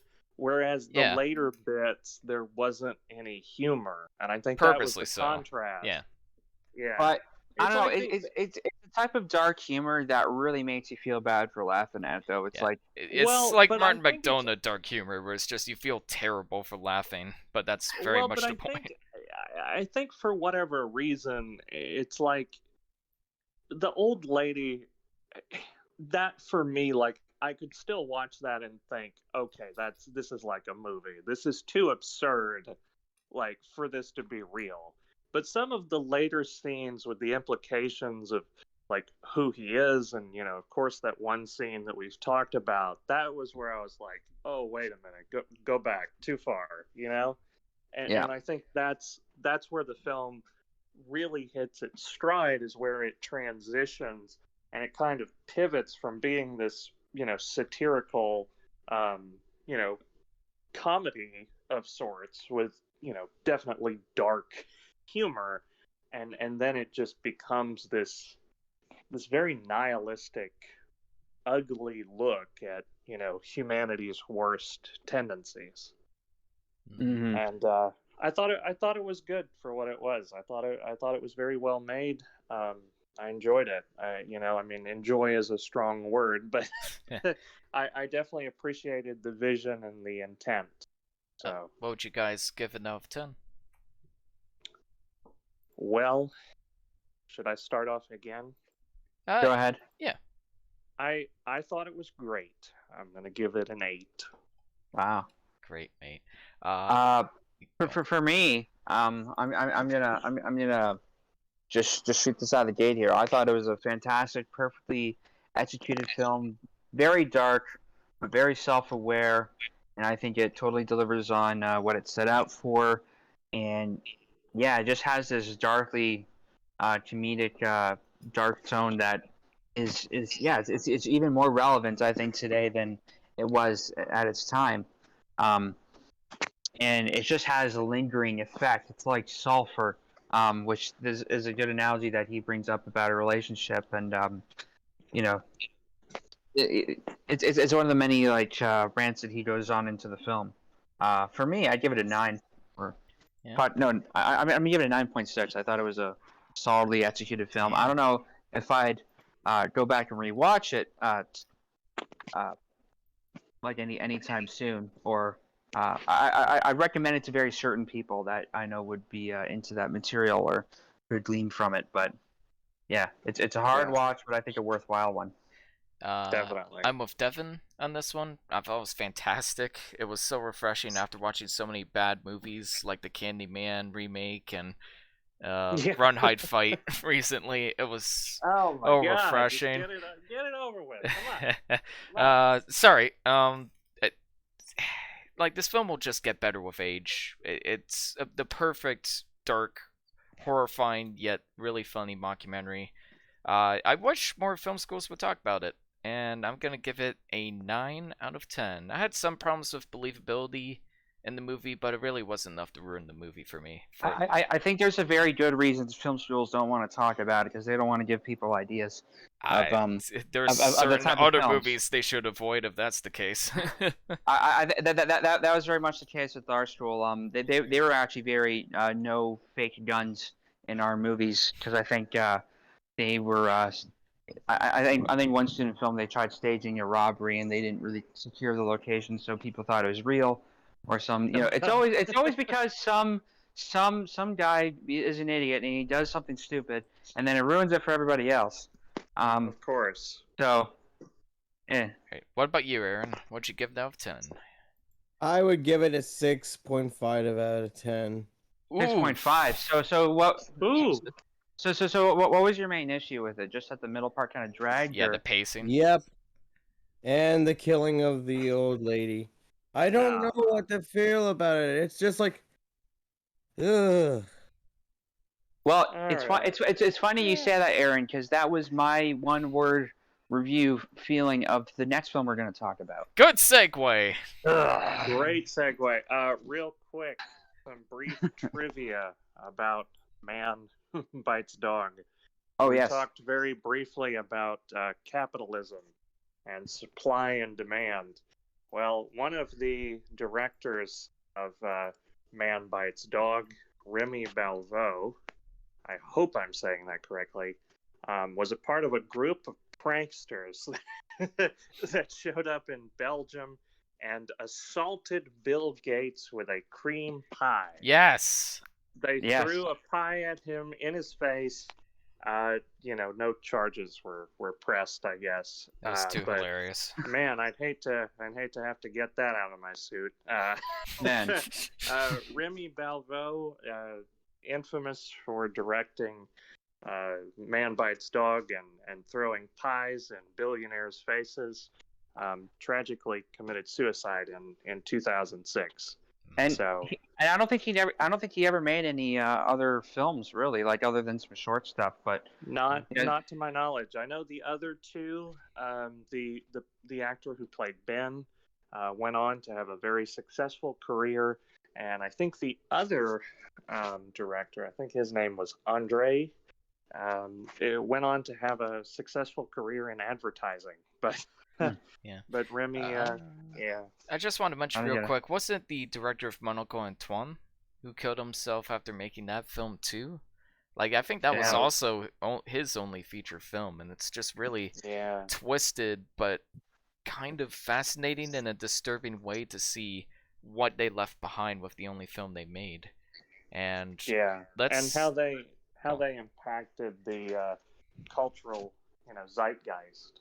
absolutely. yeah, it's like they tap right into it, no holds barred, and I don't know. Sometimes it just might be too much for people to handle, and I Well, can't and I mean, I can imagine it was difficult for them to approach any kind of subject matter after that point, after just going for it on that first go. It's yeah. yeah. Well, and I actually had a friend recently who tragically took their own life. Oh no. So I Family, man. no, it's just it's interesting to see that kind of it's tragic. It's to be in that sort of mind space, and I can only imagine. So I hope that wherever Mr. Balveau is, and my friend, I hope they're at peace. As someone And, who's been through that mindset too, it's not a great place to yeah, be. But well, I think there's I've only been there one of too, two ways but you I can never. climb your way out Yeah. of it. It all depends on how you view Yeah. the world and who you want to be and what you Definitely. want to leave behind. Speaking of Yeah. weird movies to leave behind and your legacy, Oh boy. The Golden Glove. Aaron, would you kindly introduce this movie? The Golden Movie. Glove, or okay, no talking over me. All right. All right. The Golden Glove, or Der Golden Handschuh, as its German title, as it's based on the book of the same name, Der Golden Handschuh, as written by Heinz Strunk, and is directed by Fatih Akin, and stars Jonas Dassler as Fritz Honka, who is a real-life serial killer, and this movie doesn't follow a plot necessarily, but just a life in a day, just a life in general of Fritz Honka. As he drinks, he picks up women, does questionable things to them. He drinks, and he chops them up and puts them in his house. He's a serial killer who drinks and does awful things. And it's best movie to be admired for its filmmaking aspects rather than its content. Well, it was certainly one of the movies of all time. It existed. It happened. It existed. Aaron, And do you it's mind if produced I by kinda Warner open- Brothers. What? Do you Yeah, I was shocked that they had their name attached to this. Yeah, But the guys who do you want to mind if avoid I go on. do you mind if I open the floor here? go for it. Go ahead. Do it.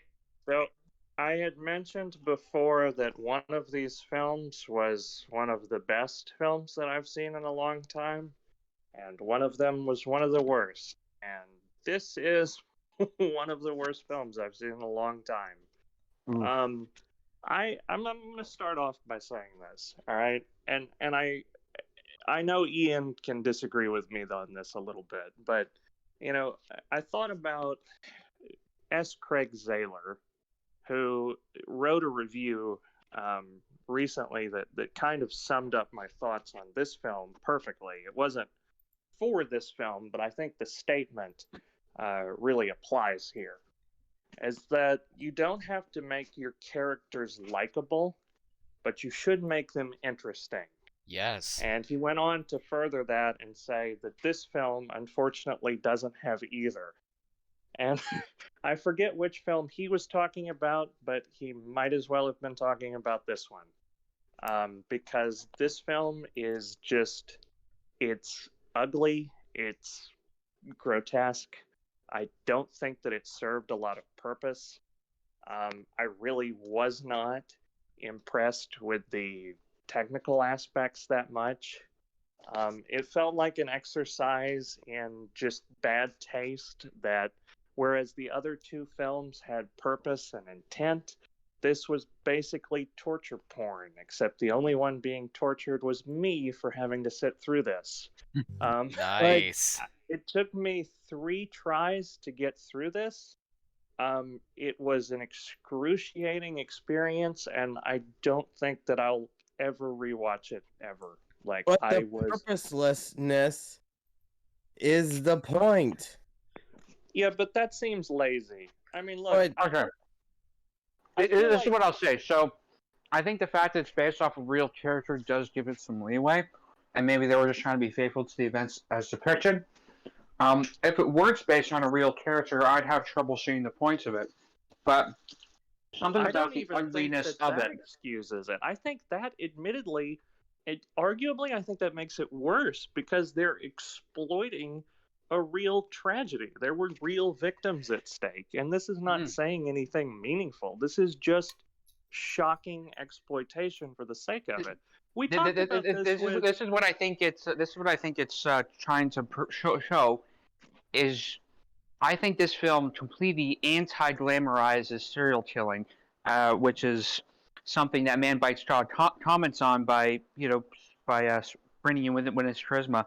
I think this film shows just the plain pure ugliness of the entire thing, and the well, type. that's fine. It's a well captured film about very ugly people, and that is a very deliberate choice. I mean, that's fine. But what I'm saying is, it's like we talked about this with Run, Hide, Fight. That was actually one of my, only defenses that I could come to about Run, Hide, Fight. Was like, it's not like they're rewriting history and they're trying to say, oh, look, if this little blonde girl was at Columbine, everyone would be saved. Like, this is a fictitious retelling of what might happen if there was Die Hard during a school shooting. This film is taking all of the elements of a real world tragedy and turning them into this like cheap, ugly, atrocious, sleazy film that it's just exhausting. It doesn't have any sense of respect. It is a miserable experience.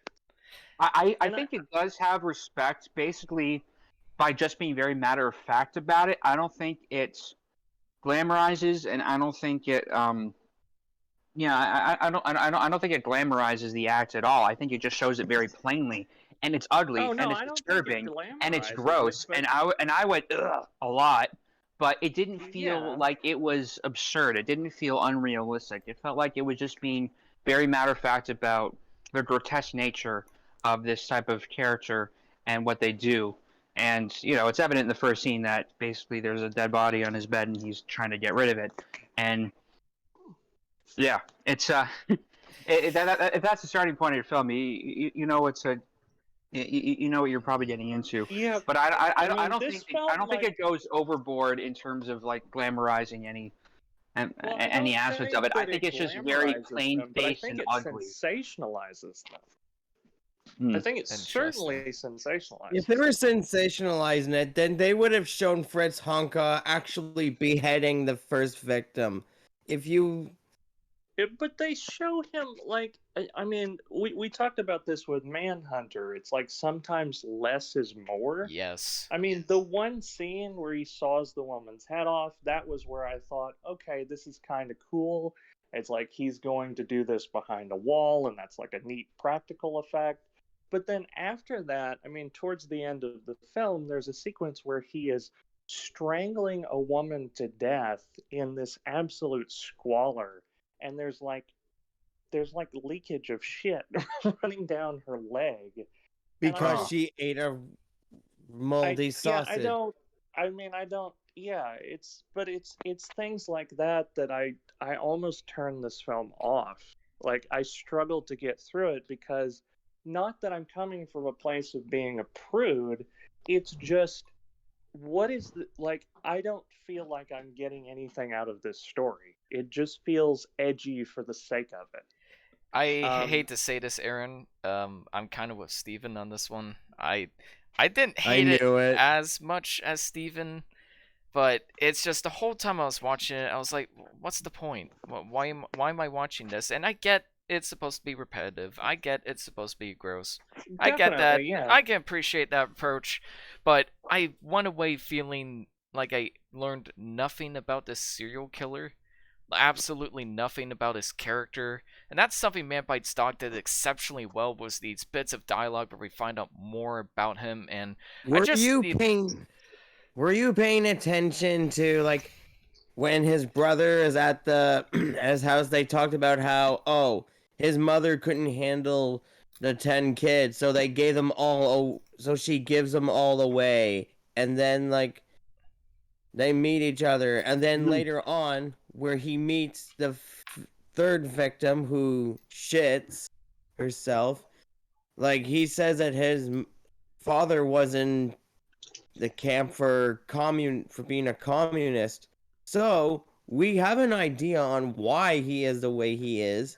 Yeah, his parents were mean. That's really sad. Well, but no. Well, it's and like I will say this. It's like, I think it shows, kind of the unfortunate rippling effects of things like that, like concentration camps or having too many like kids. Like, so sometimes they go for quantity. They can't possibly care for them all. But and then people go astray like this. It doesn't add anything to the movie. It doesn't add anything to his character. It doesn't excuse any. It just it gives you context of how a character like this might come about. This is and the other thing that I feel terrible to say this, and I did kind of have a laugh at Ian for saying this earlier, but this film I felt the same way. I struggled to have empathy for a lot of these victims. I mean, you don't care about any of them. You don't know who any of them are.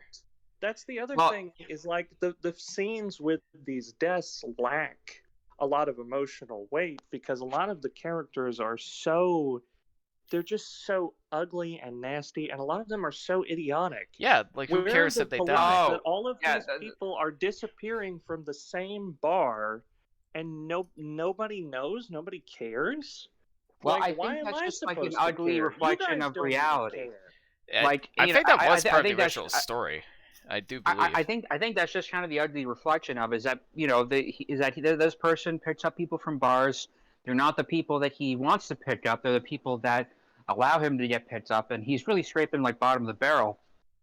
And he's and I think he's below the barrel, and it just shows the unabashed ugliness of this kind of side of reality. That doesn't mean that I want to watch all of this ugliness for no. It's an unpleasant watch, but I don't know. I think it was dedicated to presenting, and I think it's, I don't know, commendable in that regard. Like, I have to commend the actors for their commitment to these roles, because goddamn, it's just uncomfortable to watch. I can't much less act in.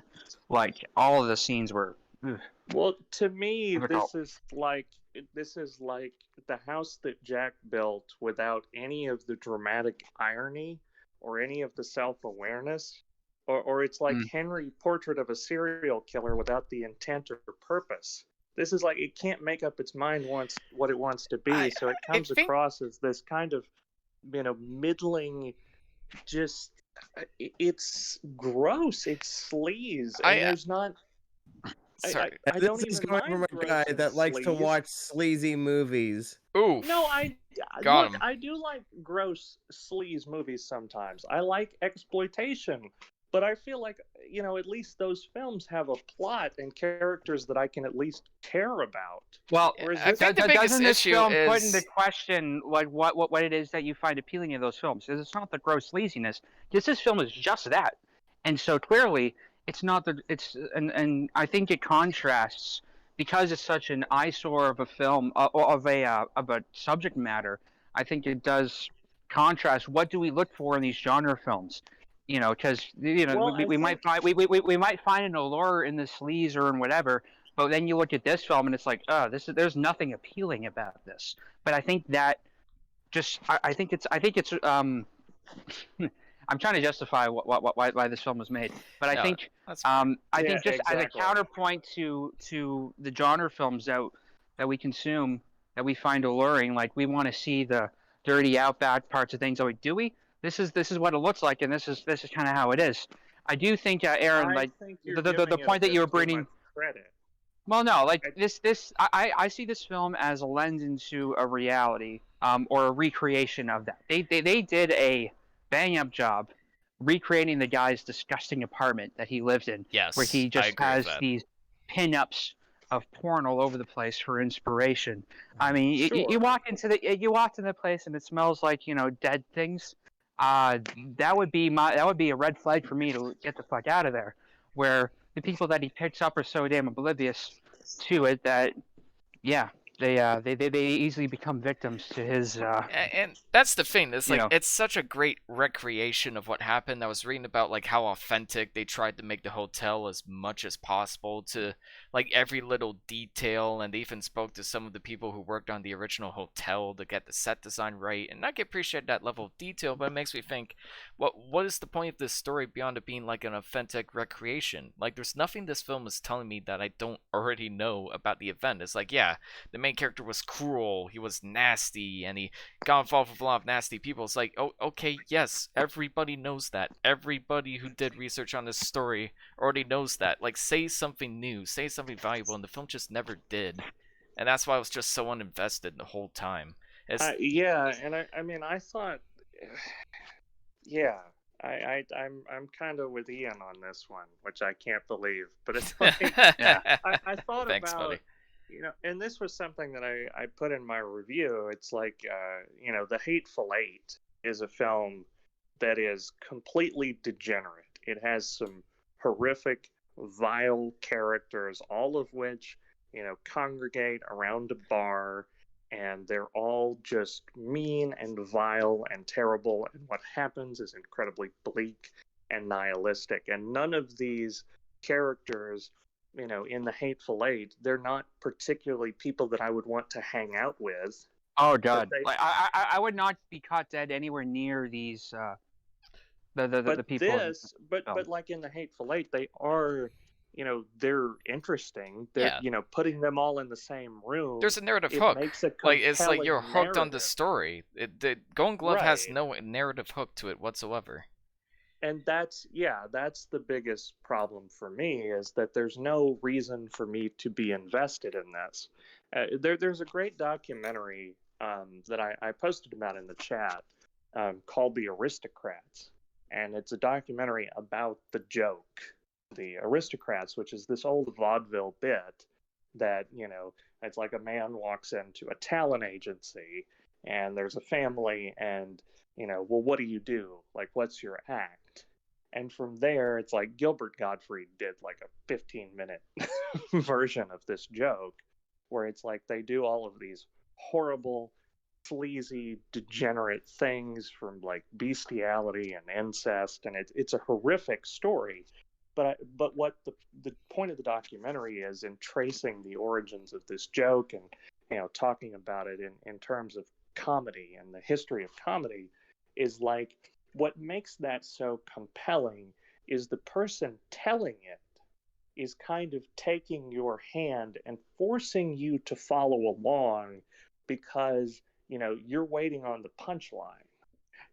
So it's like you're willing to put past all of this horrible, awful stuff, because you're like hanging on for this punchline, like they're dragging it out until the end of the joke is, well, what do you call an act like that? The aristocrat. And so Yeah. to me, this film has all of the nastiness, but it doesn't have anything pulling me along. There's no nothing payoff. to hold There's my no point. hand. There's no payoff. There's no punchline. And So it doesn't really necessarily need But a payoff. isn't that but like it isn't that needs like some- life though? I don't know. Yeah, I it think- doesn't I- need a yeah. payoff necessarily. Like, you can structure a film like this well, but give us something So- interesting about the characters. Even not the serial killer, just something interesting about the other characters beyond just, oh, his parents left him behind a while ago. That's sad. We'll just directly explain the character's backstory to the audience instead of like implying it in any other way Aaron. for subtle dialogue. So, Aaron, I do want to ask you, just because I'm genuinely curious, and I want to make sure that you have your say, because you've been advocating that we see this film for some time, and I'm wondering, what in it did you see that was valuable, or what was it that did you connect with anything? What is there something in it that we're not seeing, that we haven't talked about, that compelled you to want us to see it, to cover it? I see it as a subversion of the serial killer genre. Okay, like, take American Psycho. Okay, excellent movie. We can all agree on that, right? Yeah. Sure. And okay, and Patrick Bateman, he is this handsome guy. He lures these people in, and like, oh, he's gonna absorbing all these beautiful women. He's gonna like chop them all up. He's chopping up everyone up. Fritz Honka doesn't attract beautiful women. He attracts like Ian, like Devin says, bottom of the barrel, like old stuff. And That's there's that's not quite how I put it, but all right. But no, it's it's like right. he's attracting people that he's not interested in, and he's kind of begrudgingly taking them in, which is already setting things off on the wrong foot. It's like, if you're gonna hook up with anybody, you both should be interested and involved. I mean, I don't know. I feel like he's connecting with people for the wrong reasons, but I think real people do this kind of thing. And Okay, it's and unfortunate. that was one thing that I did make a note of, is there's an entire, like, the first act, there's this really bizarre thing that they keep doing, where it's like he has someone in mind who's a young woman that he wants to, kill, that's going to be his next victim.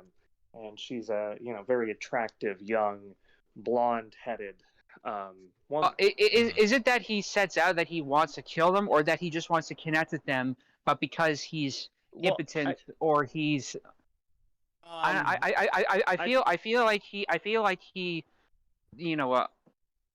what's the word I'm looking for? I think he compromises on killing them because connecting with them in the other way wasn't working out, and he just gets frustrated, and then he just takes it out on them, and it becomes that Right, kind well- of thing. I like the first time we see it happen. I think was the first time it happened, because it really let you sit uncomfortably in that moment as he's trying to figure out what to do, and that was clearly like the first time he ever did anything like that, I think. And it shows Sure, that but, like, what, him taking out his frustration and aggression when things don't work Right. out. it's a yeah, it's a film so- about toxic masculinity, if one can look at it. I would agree with that. Well, no, but I mean, what I thought was interesting is there's this whole setup, this whole thing with like this young, blonde, attractive woman, and they almost frame it like American Beauty, And this was something Yeah, that I kinda. really put in my notes, is like there's these really interesting dream sequences that some of those were like some of my favorite parts, because it's kind of an interesting look into his mind. And like, he views her as the answer to sort of his problems. And instead of roses, it's like sausages, and I Hmm. wondered if that was going to come back and be like some part of the story, or serve a greater narrative purpose, and kind of be some deep thought about, well, he views people as meat. you know I thought that was maybe where the film was going, but then towards the middle it completely abandons the story arc. The dream sequences stop. It doesn't even go anywhere until the very end. She's in the crowd kind of randomly when he's arrested. And so it's like the only thing that I felt like was, serving a purpose, or maybe, propelling the story, that there might be something there. There might be something that, his life is ugly and he sees this attractive woman, and maybe that's his motivation, is that he's chasing this beauty that he can't achieve in his own life. They just forget They about don't it go for the anywhere with rest it. of the second and third Yeah. act. And it's little things like that it's hard for me to even find anything redeemable about this film. I know. And I mean, I Eh, think that, I think if we're going to talk about, toxic masculinity, which I feel like that as a whole is kind of a played out concept in terms of I, movies. I think it's just been But joked a lot more than anything. well, no, I mean, I think that there's been films that have touched on that Much better, better. for Yeah, sure. I mean, Straw Dogs from the 1970s is Man probably, Bites Dog tackles it way better. Like the whole yeah, time I was just definitely. thinking Man Bites Dog is not only like more effective portrayal of the character, but also much more disturbing. Like I'm gonna be honest, I barely found anything in this film all that disturbing, because it all just felt like it tried way too hard to be as gross as possible and as fucked up as possible. Yeah. But if you're Yeah, just I wasn't as indulging, disturbed as I was just disgusted by yeah, I by know it things was as just kind things of that gross, but it's the like I'm not feeling as much from it beyond the director just trying to be as edgy as possible, and it was just obnoxious and kind of laughable what's after a weird is while. that it Across as felt like like he was trying to 13-year-old be, fan fiction. Yeah, but at exactly. the same time, it's like he was trying to show it with some reverence. Like, I don't think he was over glamorizing.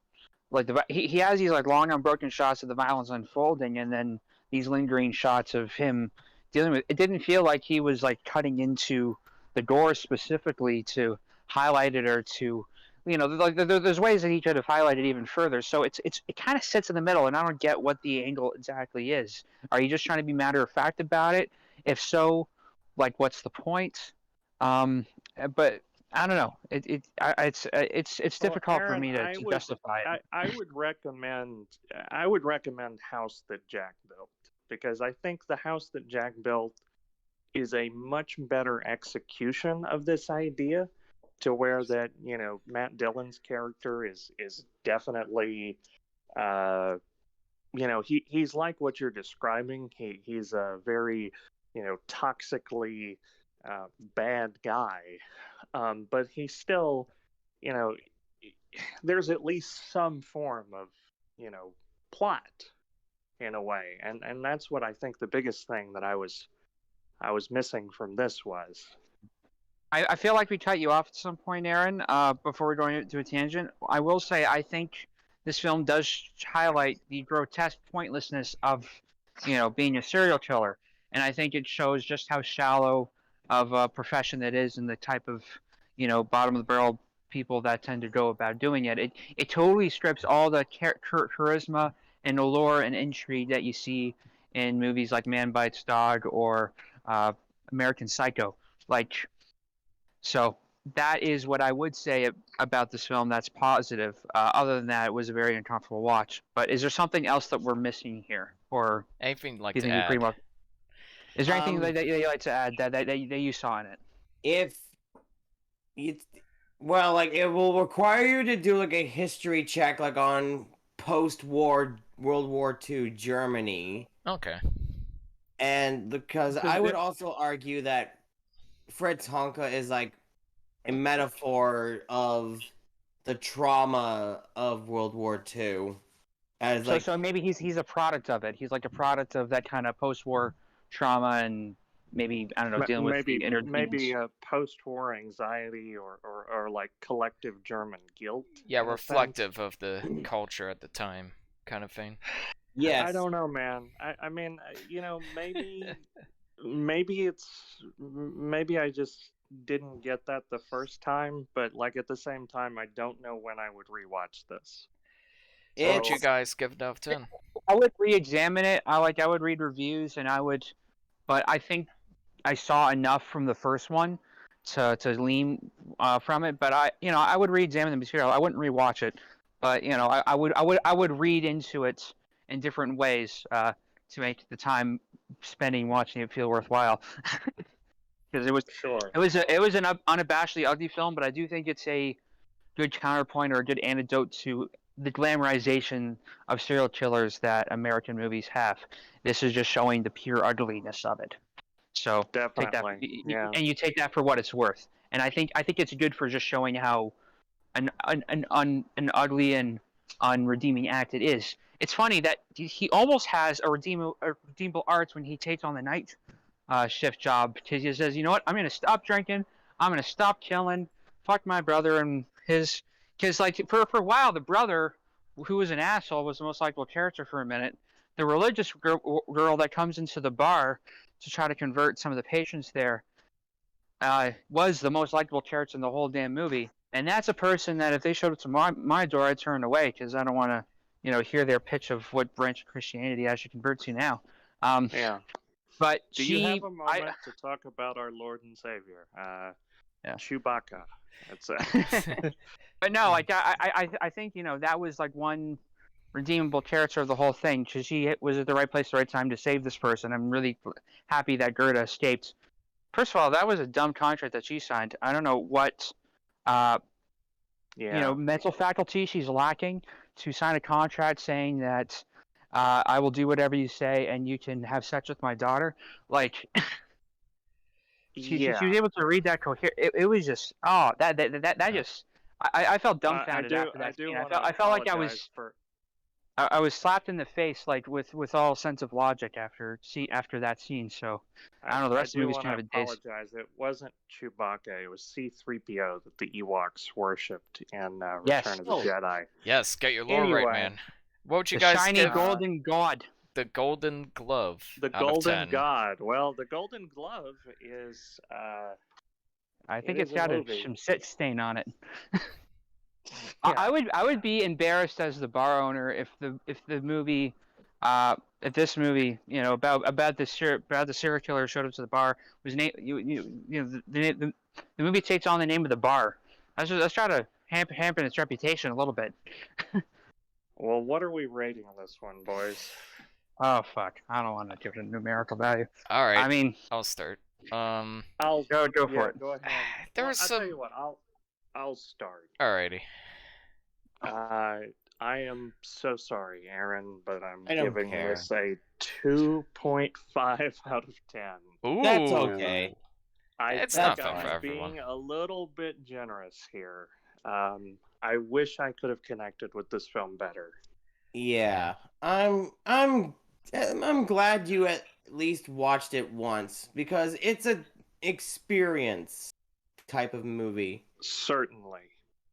And I want to add like interesting facts. Like there was actually a scene shot in the movie of Fritz's childhood where he was being raped. And they cut that out because the director thought it was a bad explanation, saying that he doesn't want to give the serial killer an excuse. Yeah, that angered me so much because it's like this would have given us something interesting about the character. Either or not it's done well, it's a different story, but would have given us something. But of course, the director just isn't interested in that. And what was your rating, Ian? 4.5 out of 10. Like this, I appreciate the detail and the attention to historical accuracy, but it's just completely vapid. It feels like it's trying too hard. It feels like the writing is very on the nose when it's so much more subtly done in much better films. Yeah, 4.5 out of 10. I feel like even that's being generous. It's just a miserable, annoying experience. Like, annoying is probably the best way to describe this movie, to be honest. No. I'm It's sorry, hard Aaron. for me to put it. I mean, Aaron, like, I'm trying to see what you want us to see in this, and I do think this does lean a bit into the overlooked, uglier sides of life, and I do think that is worthwhile to understand or look into, even though it's unsightly.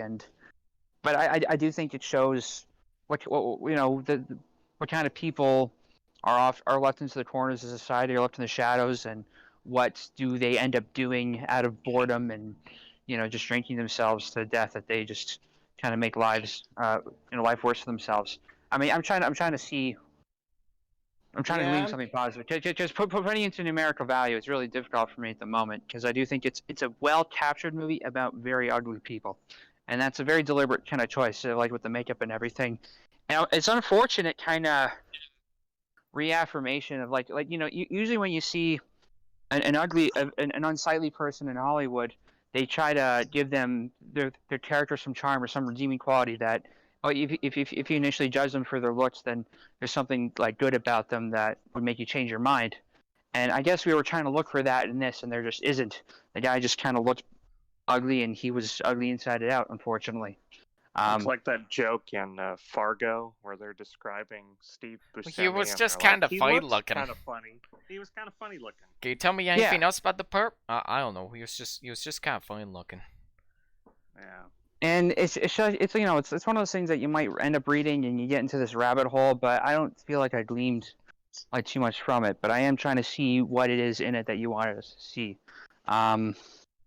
Definitely. I think it's more of the filmmaking aspect than the content, because there are some, like, we can disagree with it, but there is like some camera work that is to be admired, and especially in staging and in terms of staging. It's very Fassbinder-esque. I thought the last shot was kind of cool. Just that it's one unbroken take. He's following the one, girl, and he ends up his apartment is on fire. One nitpick I have is the amount of fire they depict it being in, which is all CG. They pan the camera away and then turn back, and then suddenly it's out. I don't think, it would go out that quickly, the way they do it. But it's cool that they kind of did in one unbroken shot. And actually, something that almost would have made it more impactful, although it would stray probably from the truth. What if all the evidence was burned of everything that he's done up to that point? And what if he ended up getting away with it, and he's kind of left with like a clean slate? That would, I don't know, that would be like almost an enlightening amount of sting. But of course, he's caught. And that's the reality of things, and you hope that he gets caught the whole time. But what if his apartment completely burned down and there was no evidence left over whatsoever? Ooh. Let's get those last few ratings, boys. Fuck. Before I get there's like a scene like at the 46-minute mark that I really admired. Like, it's also done in like one long take. Go on. Where he's like, "Good evening to you, ladies." Oh yeah, that was impressive from a technical standpoint, but it didn't mean anything, didn't add anything. But Steven does need to get going soon. I just read in the chat. give it like a 7 out of 10. So, nice. 7. All right, okay, nice. Devin. Just first thought that comes to mind. Go. First number. Whatever is left over after a 6.9. What is that, like 3.1? 3.4. I'll just type in 6.9. No. I mean, okay, so 3 is half of 6, 9. 3.4? I have a. Do what? 3.4? Yeah, I think it would be actually, it'd be like 3.45. 3.45. Is that what you're going with? Sure, let's go with that. Yay! Okay. There we go. There we go. Great episode, everybody. Thank you so much, Aaron, for joining us. Thank welcome. you, everybody, for 50 episodes and everybody who supported our channel up until this point. We love you all, and many more to come. Steven, yes, what's next for the channel? Well, next week we have Showgirls, Magic Mike, and the Full Monty as poll selected, voted on by all of our lovely members. Was suggested by Daryl Ailes, a friend of the show. And also, if you're a member of the Discord, you'll be excited to hear this. And if you're not a member of the Discord, you should join because we have lots of fun. Please do. Yes, but if you're not a member, we do poll selected episodes. Everybody gets to vote on the movies that they want us to cover. And I have a bit of a special announcement because in honor of 50 episodes, I'm going to do the 64 tournament, the N64 tournament, which was just a little bit of a joke to throw you guys off. It does not have anything to do with Nintendo 64. Boo! But we will have two 32 bracket polls running concurrently of user-selected episodes. And the winner of the first 32 bracket tournament will face the winner of the other 32 bracket tournament. So we will have 64 episodes possible to talk about. So this is going to be a big one. If you're a member of the Discord, go ahead and throw those suggestions for movies you would like us to talk about in the ballot box.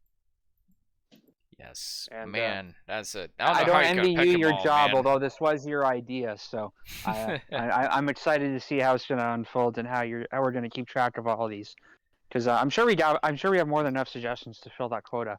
I put 3 up today related to music. Well, so it's been fun, boys, and thank you so much for having me.